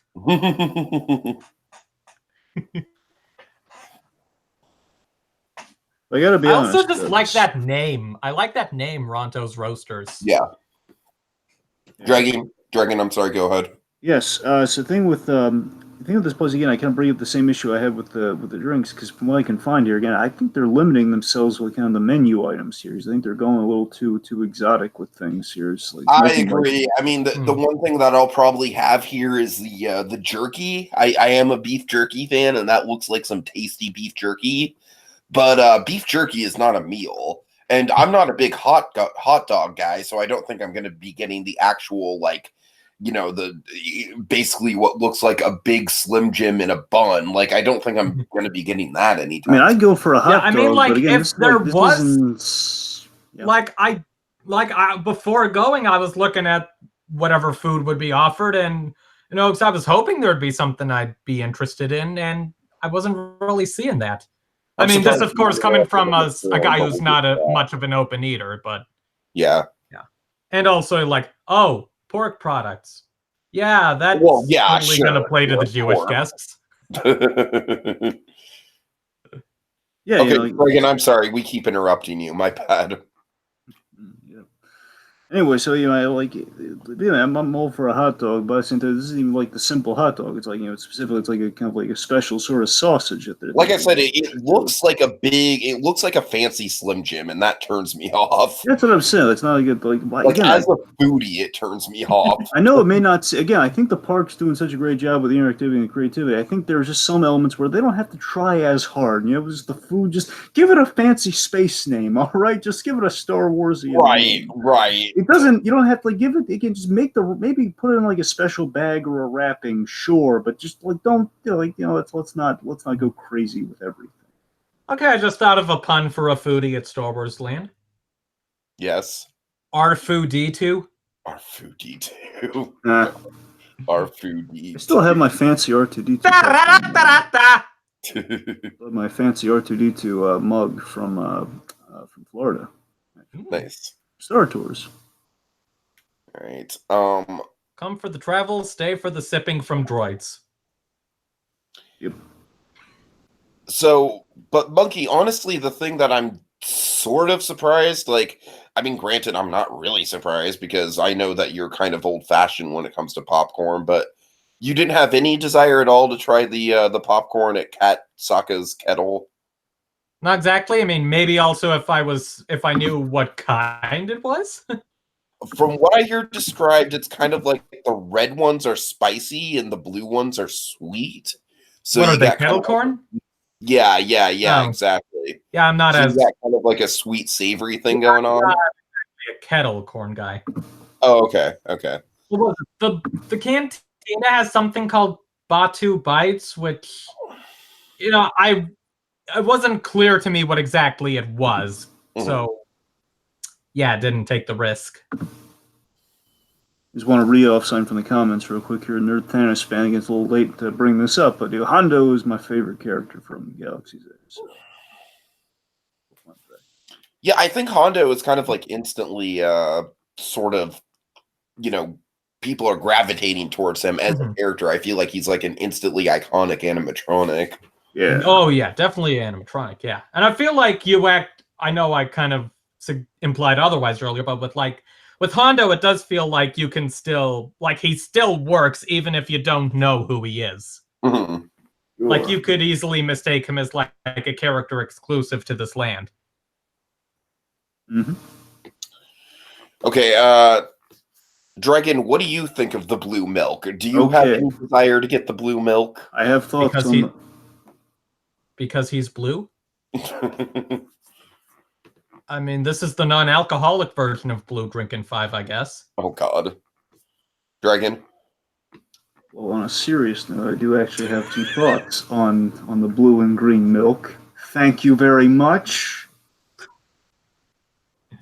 Anyway, it's so I think the blue, from what I can see, the blue milk turned out a lot better. Basically, that's screen accurate blue milk. From what I can tell, it looks flawless. And again, I just of course, at the milk stand, it's a slushy, and then in the actual cantina, you get the just the milk by itself. Well, that's what I'm referring to. I'm referring to the cantina. Basically, I saw them both. I saw how they looked in the cantina. So here's the thing. So the cantina versions, now again, I don't know what the stand version of the other might be. Here's the thing. So what I've seen, the blue milk in the cantina looks flawless. Looks good. And that's something like, again, I'm not even a big milk guy, but you know what? I either try it or I push it on somebody else just so I could see it in action. Oh, God. But point being, though, the other, however, from what I could see, and I don't know if it was like an angle or something or lighting, but I got to tell you, from what I could see, the green milk looked like a misfire. Green milk did not. Yeah, I have a feeling the green milk's going to be phased out. Because again, it just seems so simple. Again, the green milk looked really solid in Last Jedi. I don't see how he missed the mark. Because again, it seems to be the same effect as the blue milk, just green. Like, how are they missing the mark on that? I'm feeling that one of the reasons why they missed the mark on it, and one of the reasons why I think it's going to be phased out, is because that whole moment with Luke drinking the green milk is like such an infamous meme at this point. Yeah, I mean, again, if you're not going to offer variety, just go for it. Don't give me a half-hearted green milk. Make it look as perfect as the blue. Right. God. Anyway. Okay, so now we're going to transition into just Black Spire Outpost as a whole. Mm-hmm. I don't even know where to start with this because there's so many interactive elements going on. I think chronologically, I think Kylo Ren's probably the place to start here. Okay, yeah. Yeah, Kylo Ren walks around with the stormtroopers, and like I said earlier, he has those show bits. So that's kind of the most I saw of him. It was sort of funny. There was a moment where he was like looking at someone who looked like Adam Driver. He was kind of dressed like Kylo Ren as well. But yeah, I mean, facially looked similar. Definitely the hair. Mm-hmm. Yeah, from what I could see, Kylo Ren, the voice change of the head on was flawless, and it sounded and felt like Kylo Ren from what I could see. He's leading the Resistance with a passion. Of course, given the setting for all. You mean First Order? What did I say? You said Resistance. Darn it! Sorry. But yes, with the First Order, so he's really championing the First Order, and of course, given where this is set, it's in between movies. It's in between Last Jedi, of course, ended with Kylo again. He's now the new supreme leader of the First Order. Now he's kind of the big elevated face man of the whole operation, and however, I did notice a faux pas. I don't know if it was the cast member's fault or what. Well, no, actually. Wait a minute. No, I'm getting that wrong. Forget what I just said. They got it right there. Okay. Okay. Point being, though, Kylo Ren, he's kind of operating as the new Supreme Leader there, and again, it's kind of in between Last Jedi and Rise of Skywalker. And the troopers are a lot of fun. The troopers just kind of going about their business. They're really living it up, just kind of going there and just kind of interrupting people and just having a grand old time. Those troopers also kind of I love how they're preparing you to meet the boss. It was like my favorite part. They were just like going up to people. Says, the Supreme Leader wants to speak with you. Don't say anything to make him mad. Just a lot of seems to be a lot of fun. Do you have any? I remember a moment where they like escorted this one guy off to the side or something. So I guess what I was getting at too is that he's looking for members of the Resistance with a great passion and just really kind of selling you like, oh my goodness, Kylo Ren means business here. There's just a lot of intense interrogations throughout.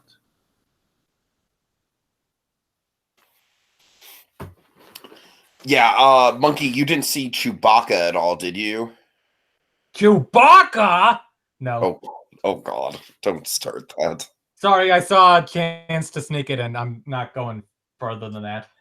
I'm going to go for a deep cut reference here because just to balance things out a little here, I'm going to go uber deep cuts. All right.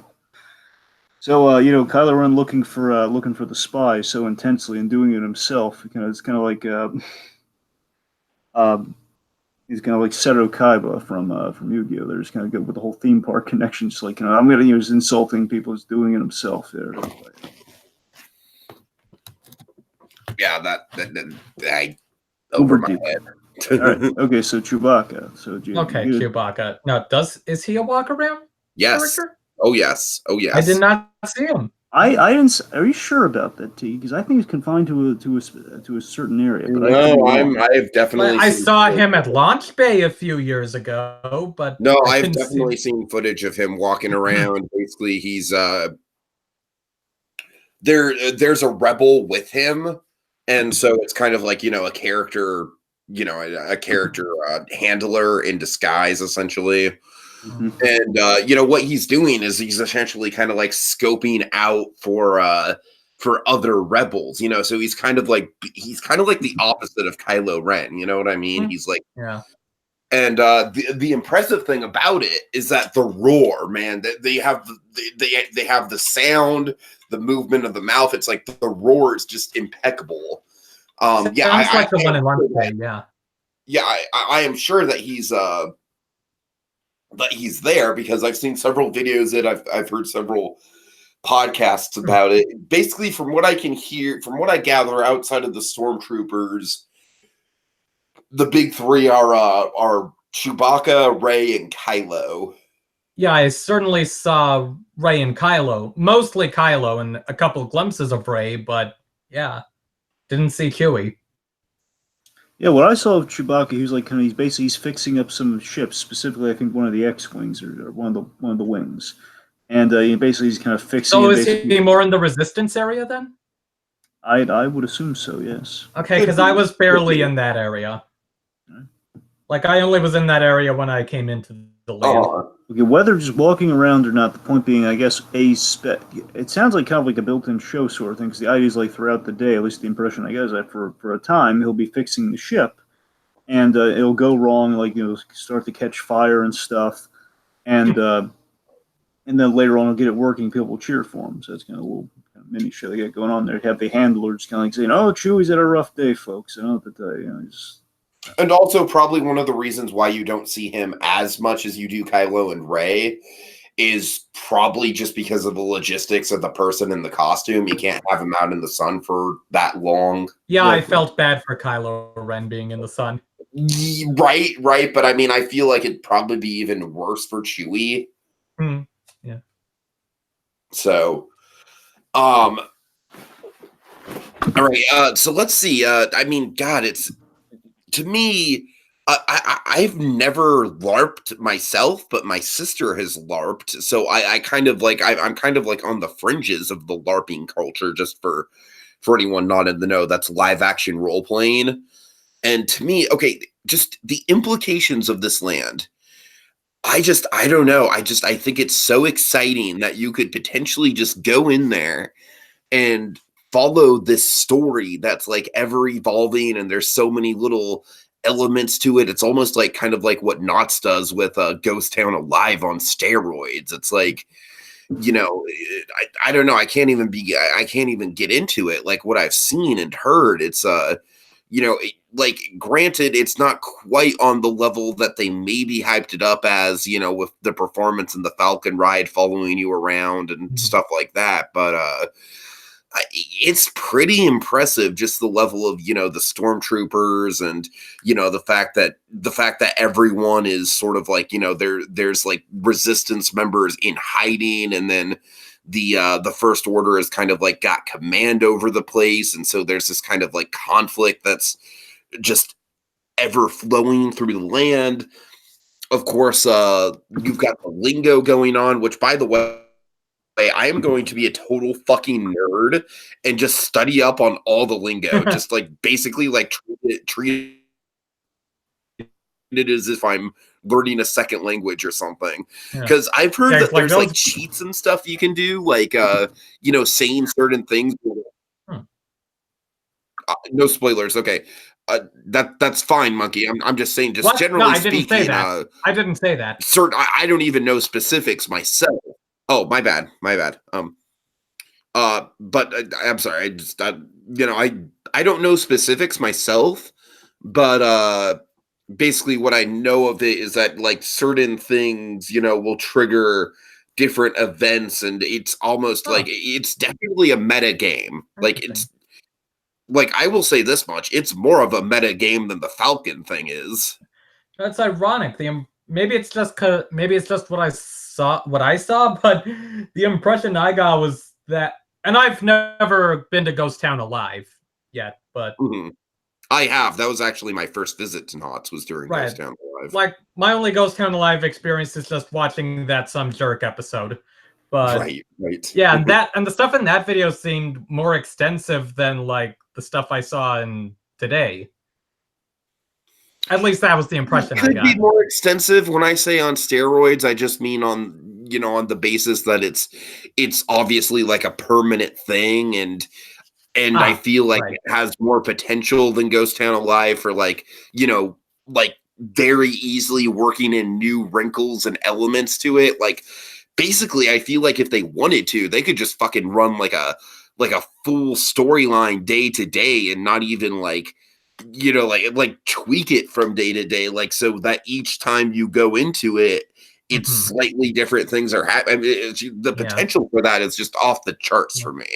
It's just like, and just generally speaking, just the level of detail that I've seen in the land, you know, the fact that everything looks like it's like to me, it's almost like a new level of detail where it's like, most other lands and theme parks are like, even to a certain extent, Cars Land, it's like, you know, you walk into Cars Land and it's like, sure, it's Radiator Springs and it is very immersive, and don't get me wrong, I'm not shit talking Cars Land. As a matter of fact, from what I've seen, I don't think there's a wow moment in Galaxy's Edge quite like the Pacific Wharf entrance into Cars Land, from what I've seen. But Cars Land is very, very close to the main drag of California Adventure. And basically what I respect so much about Galaxy's Edge is that, from what I can tell, both entrances, you know, or all three entrances, you know, the Frontierland entrances and then the Critter Country entrance, it's essentially like there's a walk to the actual Black Spire Outpost. More so Critter Country, but yeah. Right, but I have seen video of the other side of it, and it looks like from the other side of it, the town is at least, you're kind of like at least on the outskirts of the town. Kind of, or like you cross through the railroad tracks. I mean, below the railroad tracks. Right. So at the very least, there's a transition there. Yeah. Not to mention the fact that Big Thunder Trail as stands, is already kind of like a transitioning point. Yeah. Also, as I it was sort of weird because, like, I exited out the side closest to Fantasyland, so it was sort of funny, like you know, leaving this whole specific immersive environment and then passing by Casey Jr. Circus Train and Dumbo the Because yeah, I mean, at least for me, I won't deny it was a touch, maybe also because it's a new thing, like pretty new, having, you know, this land be really its own thing, pretty much separate from the other lands in the park. Like even the name tags are different. Oh yeah, I'm sure. Or specialized, right. And like it's a land with lingo and such. I mean, it's funny. I could see some guests like especially ones who aren't as in the know getting annoyed by the lingo. Like, I've already seen it happen. Yeah. Yeah, like, what are credits? I've heard that asking for where the bathroom is a problem, not with every cast member, but for cast members that take their role playing a little too seriously. Sounds familiar. Yeah. Yeah, so, and maybe it's just, like I said, maybe it feels weird because it's a new thing, but, I mean, there is still the question of, like, having this, like, just out of the majority of the park, it's only this one land in the back that does this far with the the immersion. You can just saying. Where was I? Also, just I guess I may as well throw it out there. It's interesting, like just how little English signage there is. Yeah, which hey guys, I appreciate the guys. I'm sorry, I got to step away for just a minute. So can you guys kind of like wrap up this this Black Spire Outpost discussion? I'll be right back. Okay. All right. So what I was saying was that all of this, like, there's so little English signage, but you gotta admire the dedication. But at the same time, it does make it a bit harder to navigate the land or whatever. Like to say, okay, so what store is this? Where am I? And also, like, the park map doesn't really help with that. Like, the only way to know like where every specific thing is using the Disneyland app. Like, you zoom in enough so that you can say, look, okay, so that's where Doc is. That's where that's where these other store names are. Yada manada. Yada yada yada. So, I mean, and again, like I said before, my disclaimer for earlier, this land is still it's still impressive. But nevertheless, I do have a couple concerns, like what I just said. All right. I mean, yeah, on the whole, Black Spire Outpost, it's also, I think around the Black Spire Outpost area, there's like, again, there's like, I think there's like a store, like a gift shop around the area where basically you have like, kind of stands, more accurately, like stands for like, fashion and some like that. Yeah, there was a store next to the First Order stage thing that certainly felt more like a regular Disney park gift shop. Yes, and also I think there were some puppets there, if I don't miss my guess. I don't know. In at least one of the stores, yeah.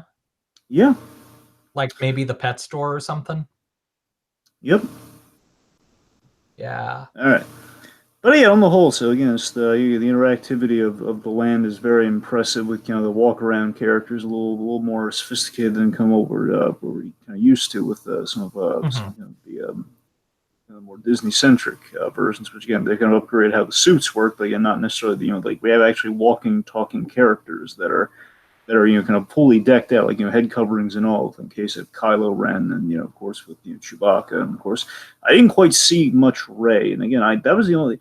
I wonder how that's really going to play, because again, think about this. You have characters who are fully covered up, but again, interacting, which is kind of like walking. It's kind of like walking on water between lands, so to speak, because you get to have your cake and eat it too. With you're not breaking the illusion at all. But of course, if you see someone who doesn't quite look 100% like Daisy Ridley, then again, albeit small, you're going to be taken out of it a little bit. But of course, hopefully, the performance would compensate on that. Hopefully. Right. Let's speculate. Well, now, are you saying that this is going to be, that would be more of a potential issue with this specific land, or is this one that could apply to any face character? I mean, I think this could. I think it's something that could apply to like any time you introduce a character. Like if he obviously not Han Solo, because in this, he'd be dead at this point. But I mean, like anywhere in the park, like Peter Pan or Wendy or Alice. That's what I'm saying. There's always like a degree, like there's a fiction, but then there's like kind of like a live action kind of realization there. Where again, animation, you can again, there's no real getting that wrong when you kind of have like a live character kind of go around like a Peter Pan or like an Aladdin or like someone. Oh, so you mean like with live action roles? Yeah, with live action roles specifically, that's what I'm saying. Like you only run into an issue where again, there's like again, you're trying to go for an uber immersive experience, and of course you have something. Well, she doesn't. It's not the same person. But again, it's a caveat, but it's not a big caveat at all. It's just you mean that wasn't really Adam Driver in the suit? I mean, I figure he just flew in from New York for the day to be in that suit, but you mean it wasn't him? Mm-hmm. Anyway, all right, guys, are we on spec at this point, or do you want? Yes, we are. We're on spec. Let's go to spec right now. Spec. Okay, so essentially, one of the interesting things I could see happening with this is, what if they just 5 years down the line completely changed timelines? So like an Adventures Continue thing. Yeah, exactly. And that way we could see like a whole different set of characters. That would be a good way to update the film on Smuggler's Run. I don't know. And you could even have B. Arthur. Of course, naturally. That's the main thing. That would be delightful if the last song at the cantina for the night is Good Night But Not Goodbye. Oh my god, dude. Oh god, or hell, if they just, I mean, even in this timeline, if they had someone like dressed as the B. Arthur character come out into the bar and sing it with everyone, lead everyone in rousing. Dude, that would be amazing. Oh my god. Oh god, they should have a Life Day ceremony during the Christmas season. Well, I was gonna say, Rex actually says during his spiel at one point, "I'm available for Life Day parties." Wonderful. So, all right. Of course, one of the things that we were kind of teased about, and Monkey, you and I actually sort of famously saw one of these things as I was walking out of my fateful ride on Ghost Galaxy for the first time. Oh yeah, the droids. Yeah. Yeah, that droid was at the D23 Expo as well, and I didn't see it around here. My theory, Monkey, is that they want to get all the kinks worked out. They don't want droids rolling around quite yet, but that makes sense. A couple years from now, I fully expect Galaxy's Edge, the summer of the droids. And that's the thing. That essentially, I view Galaxy's Edge almost as like a set, right? And it's almost like the world's most elaborate performance piece. Right. So you could do like any number of things. I mean, you could do like fucking Old Republic things here if you really wanted to.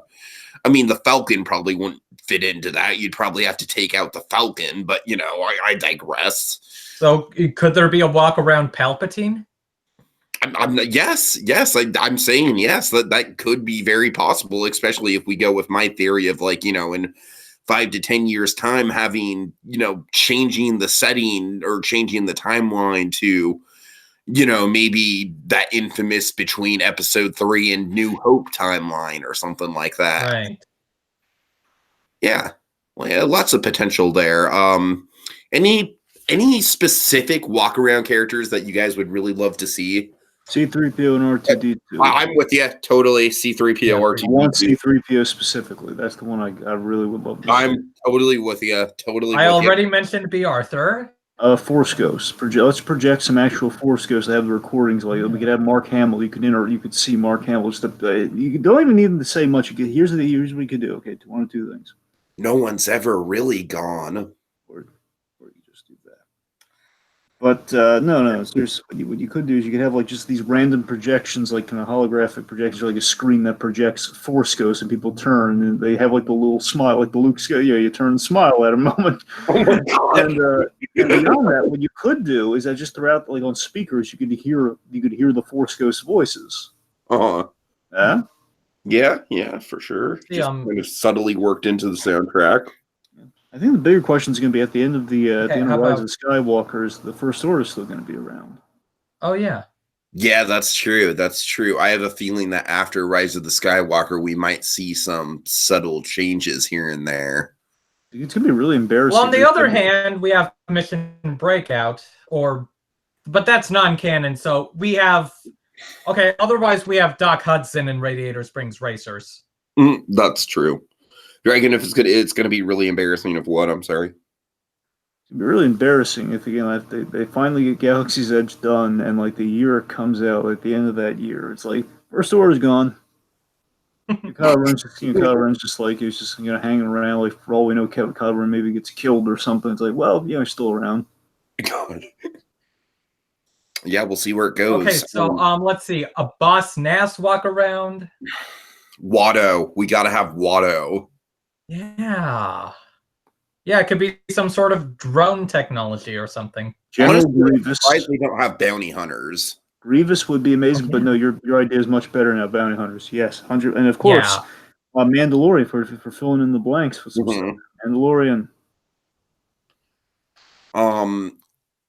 Not necessarily a walk around character, but I would just dig if I don't know. This probably wouldn't fit into the timeline, but not necessarily Jabba, but I would dig a Hutt animatronic somewhere. Yeah. No bearing if Ahsoka's, assuming Ahsoka's still alive, or perhaps maybe even makes an appearance in like episode 9 or something. We could bring Ahsoka in anytime, really. I mean, let's see. One of the things I wanted to bring up was I heard it. I think not necessarily D23, but I heard somewhere along the way that there was going to be some sort of tribute to Carrie Fisher. Have any of you heard anything about that? Because I haven't. No? I've tried to comb through and I haven't heard anything. Haven't heard? Yeah, Dragon, not in your research. I mean, Dragon? again, I've seen like they're having like the Princess Leia stuff with wigs and stuff, but no Fisher tribute per se. Yeah. Okay. And one other thing, just to transition us into final thoughts. Monkey, did you happen to experience the moments in the soundtrack when you're in the marketplace and it sounds like an X-wing is like flying over you? Oh yeah. How was that? That sounds super cool. It is interesting, yeah, and it is kind of weird with like, there's not actually anything above us. But yeah, right. It's a nice touch. Okay, so I'm sorry. Go ahead. This kind of sorry. Go on. What? Go on. Okay, I mean, this kind of ties into the future, so still gotta wonder what's gonna happen when it's not reservations anymore. Oh yeah. I'm glad you bring that up. June 23rd is a big question mark. Yeah, I mean, there have been those talks of like virtual queue. Like, which could be helpful. I could see that being helpful if it's like these reservations were, or something. Let's see. I mean, it looks like the plan is for the Falcon ride to get fast pass. Like they have scanners, but they and there's certainly a fast pass queue path set up. And so, how much doesn't bypass the pre-show, or at least Hondo? I would hope not. No, it merges right before Hondo. Oh, cool. Okay. No, you just get like an abbreviated view of the others. The fast pass for Flight of Passage bypasses the lab, which is the coolest part of that queue. Right. Yeah, and the forest. Yeah. But yeah, so of course the question is, how much will that slow down the standby line? Oh, it will dramatically, like any fast pass will. Yeah. I mean, like my strategy with the Falcon when we do it in September, of course, the first time I'm going to go through the full queue and everything naturally. But honestly, after that, just to make sure that I get all the positions, I think I'm just going to, do single rider at least until I get all the positions. Yeah. So. Yeah, I didn't mention. Yeah, that one looks like a fun ride to do if you're in a group, like say. Oh, Like- wait. Let's count this out. So when we're there in September, it's going to be you, me, like Ezra. 4 of us? No, it's going to be 5 of us. It's going to be you, me, Ezra, Jacob, and Garrett. Oh, is he joining us? I did not know that. So yeah, I am that's pretty sure Garrett's going to be joining us. Yeah. so it's just us and a single. So that would be us and a single rider. We like everyone would have one of the positions. And honestly, like I could maybe pull some strings and try and get a WDW person down, or WDW magic person, like D Hindley, the guy I met at Knott's. Yeah, Right. he could potentially come down there, Yeah. potentially, just to get a full 6. Anyways, Dragon could come. yeah. Oh, God.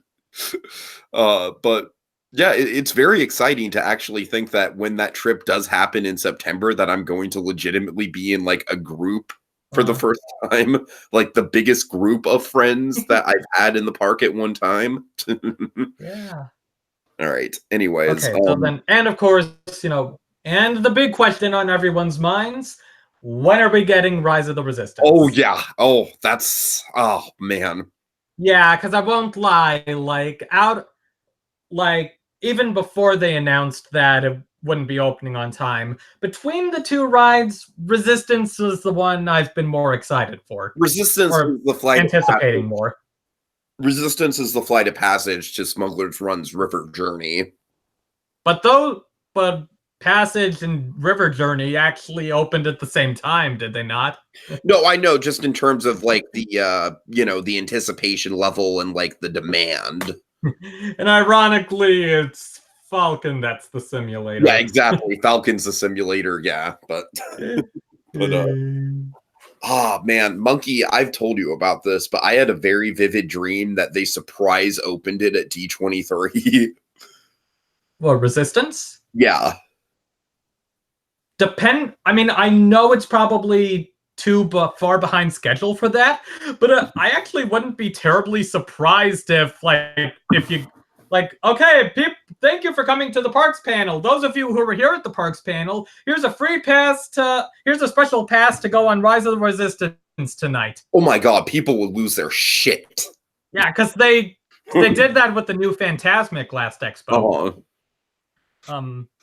But yeah. I mean, regardless, I am fully expecting, like, I obviously I'm not getting my hopes up for Rise of the Resistance in September, obviously. I mean, if it does happen, fucking amazing, like dream come true levels of amazing, but I am not getting my hopes up. What was it?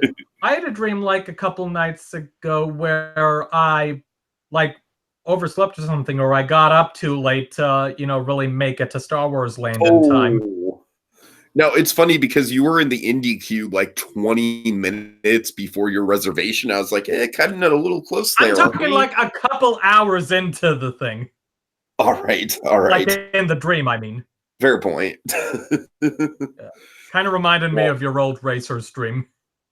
Oh, yes. Oh, God. My reoccurring Racer's dream. Yeah. Oh shit, I've been on like a 5-day vacation and the whole time I never did Cars Land. What the fuck is wrong with me? All right. And also so is the Florida Galaxy's Edge going to be the exact same thing? From what I hear, it's going to be as close to a clone as possible, which is honestly kind of like, wouldn't it be amazing if each Galaxy's Edge was a different planet? Well, yeah, actually, I'm gonna raise you that. What if it was a different time period? Oh yeah. Yeah. Yeah, sure. like a way to get people to go to both coasts. I mean, even if they still had Rise of the Resistance and Smuggler's Run, like you probably wouldn't be that hard if it like Rise of the Resistance. Monkey, I don't want to say too much with spoilers, but do you know the location of Rise of the Resistance, like where that ride actually takes place? Do you mean physically or in the context of the story? In the context of the setting. I might have a slight inkling. I don't want to get too... You're in space. You're in space. That's all you need to know. Okay. So basically, because Rise of the Resistance is like, okay, you start out in the queue and then you go up into space. And then, and then Smuggler's Run. It's like, it's a shady smuggler's operation. That could be happening on any planet. Yeah. So even if the rides are the same, I just think it would have been so much better if the planets were different. I mean, granted, I know that's a lot of research and development time, but, you know. Yeah, what was it? On Smuggler's Run, you leave Batu. Right. Like, you leave Batu for the smuggling. Right. Transitioning into final thoughts. I am very optimistic about this. It just kind of blows my mind the level of interactivity and detail and just immersion and attention to the story. The fact that this is essentially like the theme park equivalent to live action role playing. That's all very cool. I will give one asterisk to this, though. I very much do worry that Savai's Workshop in particular is going to be, maybe, especially if it remains as popular as it is, and it's super popular, like, it is probably the hardest thing to get into out of the whole land, like, maybe even harder than the Cantina, from what I've heard. Like, I worry that it'll open the floodgates of exclusive, really cool shit to do in Disney parks that costs hundreds of dollars. Yeah, I could. That's a dangerous road to go down. Yep. So, yeah, hopefully that's not the case. But in terms of the actual like land itself, I'm super impressed, and I can't wait to go in September. All right, Monkey, final thoughts on your end? So yeah, I mean, it's cool. Glad I got to go to make it during the reservation period, and like I said earlier, like, I've got a couple concerns, but it's still real impressive. Mm-hmm. Dragon, final thoughts on your end? Keep it simple. This seems like it seems unlike anything I've ever seen before. It's one of the most immersive, like, sections of a theme park. Again, it feels like almost like a park within itself, a limited park, but a park within itself full of tons of stuff to do. I'm sorry, Dragon. I'm gonna illustrate your point here. One of the things that I keep on hearing over and over again is, like, you know how at Disneyland, when you at the entrance to the park, you go under the train tunnels and you're in Main Street, and that's a transition. Well, I've basically Disneyland, it's like Galaxy's Edge, you're transitioning from Disneyland to Batu. So it's like it's like an Inception layer, like dream within a dream quality almost.